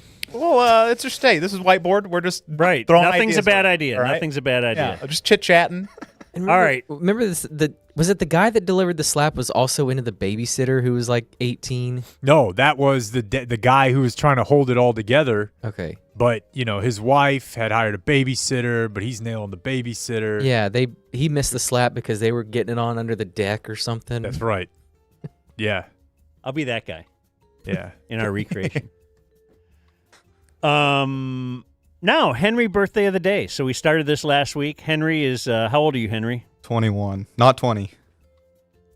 You just have a birthday? No. Oh, okay. Y'all were saying I was 20 on Fridays. Oh. Our okay. apologies. Well, get off our ass. We're going to say a lot of things that are not correct. Today's birthday of the day for Henry. All right. Well, can we make it? It was supposed to be 3. I had a nice little trio of birthdays. I got one you already said, Eddie Lacy. I gave this guy an inch, and he wants a mile, but Yeah. sure. Okay, go ahead, man. It'll be quick. If I do one of your birthdays, then that's still one of them, right? Yeah. Okay. Sure. Eddie Lacy was on your my personal favorite wheelhouse? fat fuck running back. Yeah, that is. Everybody's got one for their era, like Jerome Bettis. Jerome Bettis. Yeah, exactly. the best one. Javorsky Lane. Javorsky Lane. And then we got one personally for Blake. Mm-hmm. Shroud. Yes. A major gamer. Major gamer and streamer. CSGO. The whole person's name is Shroud? They do this. That's his alias. CSGO was the game I showed you from the arena at DreamHack where the massive crowd was going crazy. I'm seeing He's a really good player at that. Shroud with a net worth at 30 years old of $20 million. Yeah. Yeah. So he's doing well. And then my birthday of the day. So Shroud is how old? 31. 30. Okay. Oh, 31. There you go. Birthday of the day is Beetlejuice. From Howard Stern? A Whack Pack classic. Okay. What is you? You're fired up about Beetlejuice? Oh, yeah.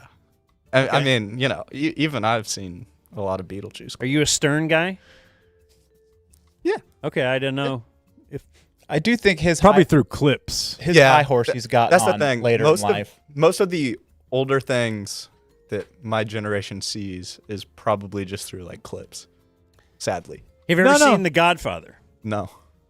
Have you seen some clips? Like you get it? Like my daughter is in film school. Okay. And has never seen The Godfather because she's seen YouTube clips. And I'm like, okay, I guess. I got the gist of it. Are you sure that we should be doing this? Like, shouldn't you be soaking in this whole movie? I feel the like majesty that's of it? partially just to piss you off. Probably. Yeah, she's probably lying. She knows what she's doing. Godfather 2. It was okay. Yeah. Didn't slap. And that was today in I got a lot for him to do. I want to send him to a Ren fair. I want him to watch Leave It to Beaver. We got him 69ing and yeah. now. He's You'll love Steve. Yeah, he's really cool guy. Coin toss. It's a side or someone. Coin toss for the top. What do you weigh? Like 158. Okay, he's on top. Whoa. Wait, what's he? 158 soaking wet, as they say. Yeah. So closing remarks, let's do that. It'll be brought to us by fairlease.org because we love fairlease.org. We open the show with them and we'll close with them as well, right? Yep. You go to the website, make sure you put in Dumb Zone. Even if you're just browsing. Look at some vehicles tonight. How about right now? Okay, I'll just back off. You've done your part. Closing remarks. Come see Jimmy on Saturday. With Jimmy, I was going to promote his Thursday though. Yeah, Addison Improv. How's this ticket sale? Do they give you a heads up? Like, do you know going in? Like, oh man, if you're only half if full. you're headlining, you do know. And then this one is like a showcase. There's like 6 other comedians on it. Okay, so pressure's off. Pressure's off. Okay, yeah. So you're not that worried. No. So if you were headlining it, you would have brought it up in the beginning of the I would have show. brought it up at the beginning and been like, "There's only 6 motherfuckers going to this thing. For the love of God, I'm related to 2 of them. Please come." Yeah. Well, so you could either go see you there. Yes. At if you're in Addison and for available, a price, buy a ticket, come on in. Or you could actually see Jimmy Nelson free at the Dumb Zone Generic Summer Event. That's right. Saturday night. The local shacks at Austin Rich.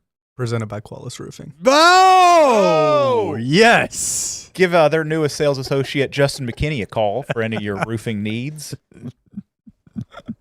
All right. Are we out? Yeah, we'll see you Saturday. Adios. Well, we'll be here mofo. tomorrow We and gotta go stuff. before this becomes a zoo. Thank you for watching my video. Subscribe and type for my name if you want to watch more of my videos. The Dumb Zone Generic Summer Event. June 7th, Saturday night. Jimmy Nelson comedy. We need the Beehive to activate. Live bands, Grady Spencer, Prophets and Outlaws.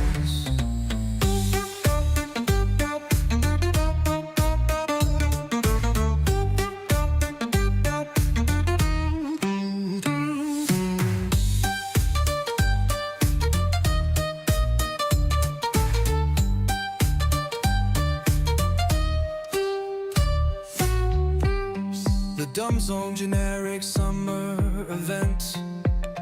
June 7th, Saturday night. Jimmy Nelson comedy. We need the Beehive to activate. Live bands, Grady Spencer, Prophets and Outlaws.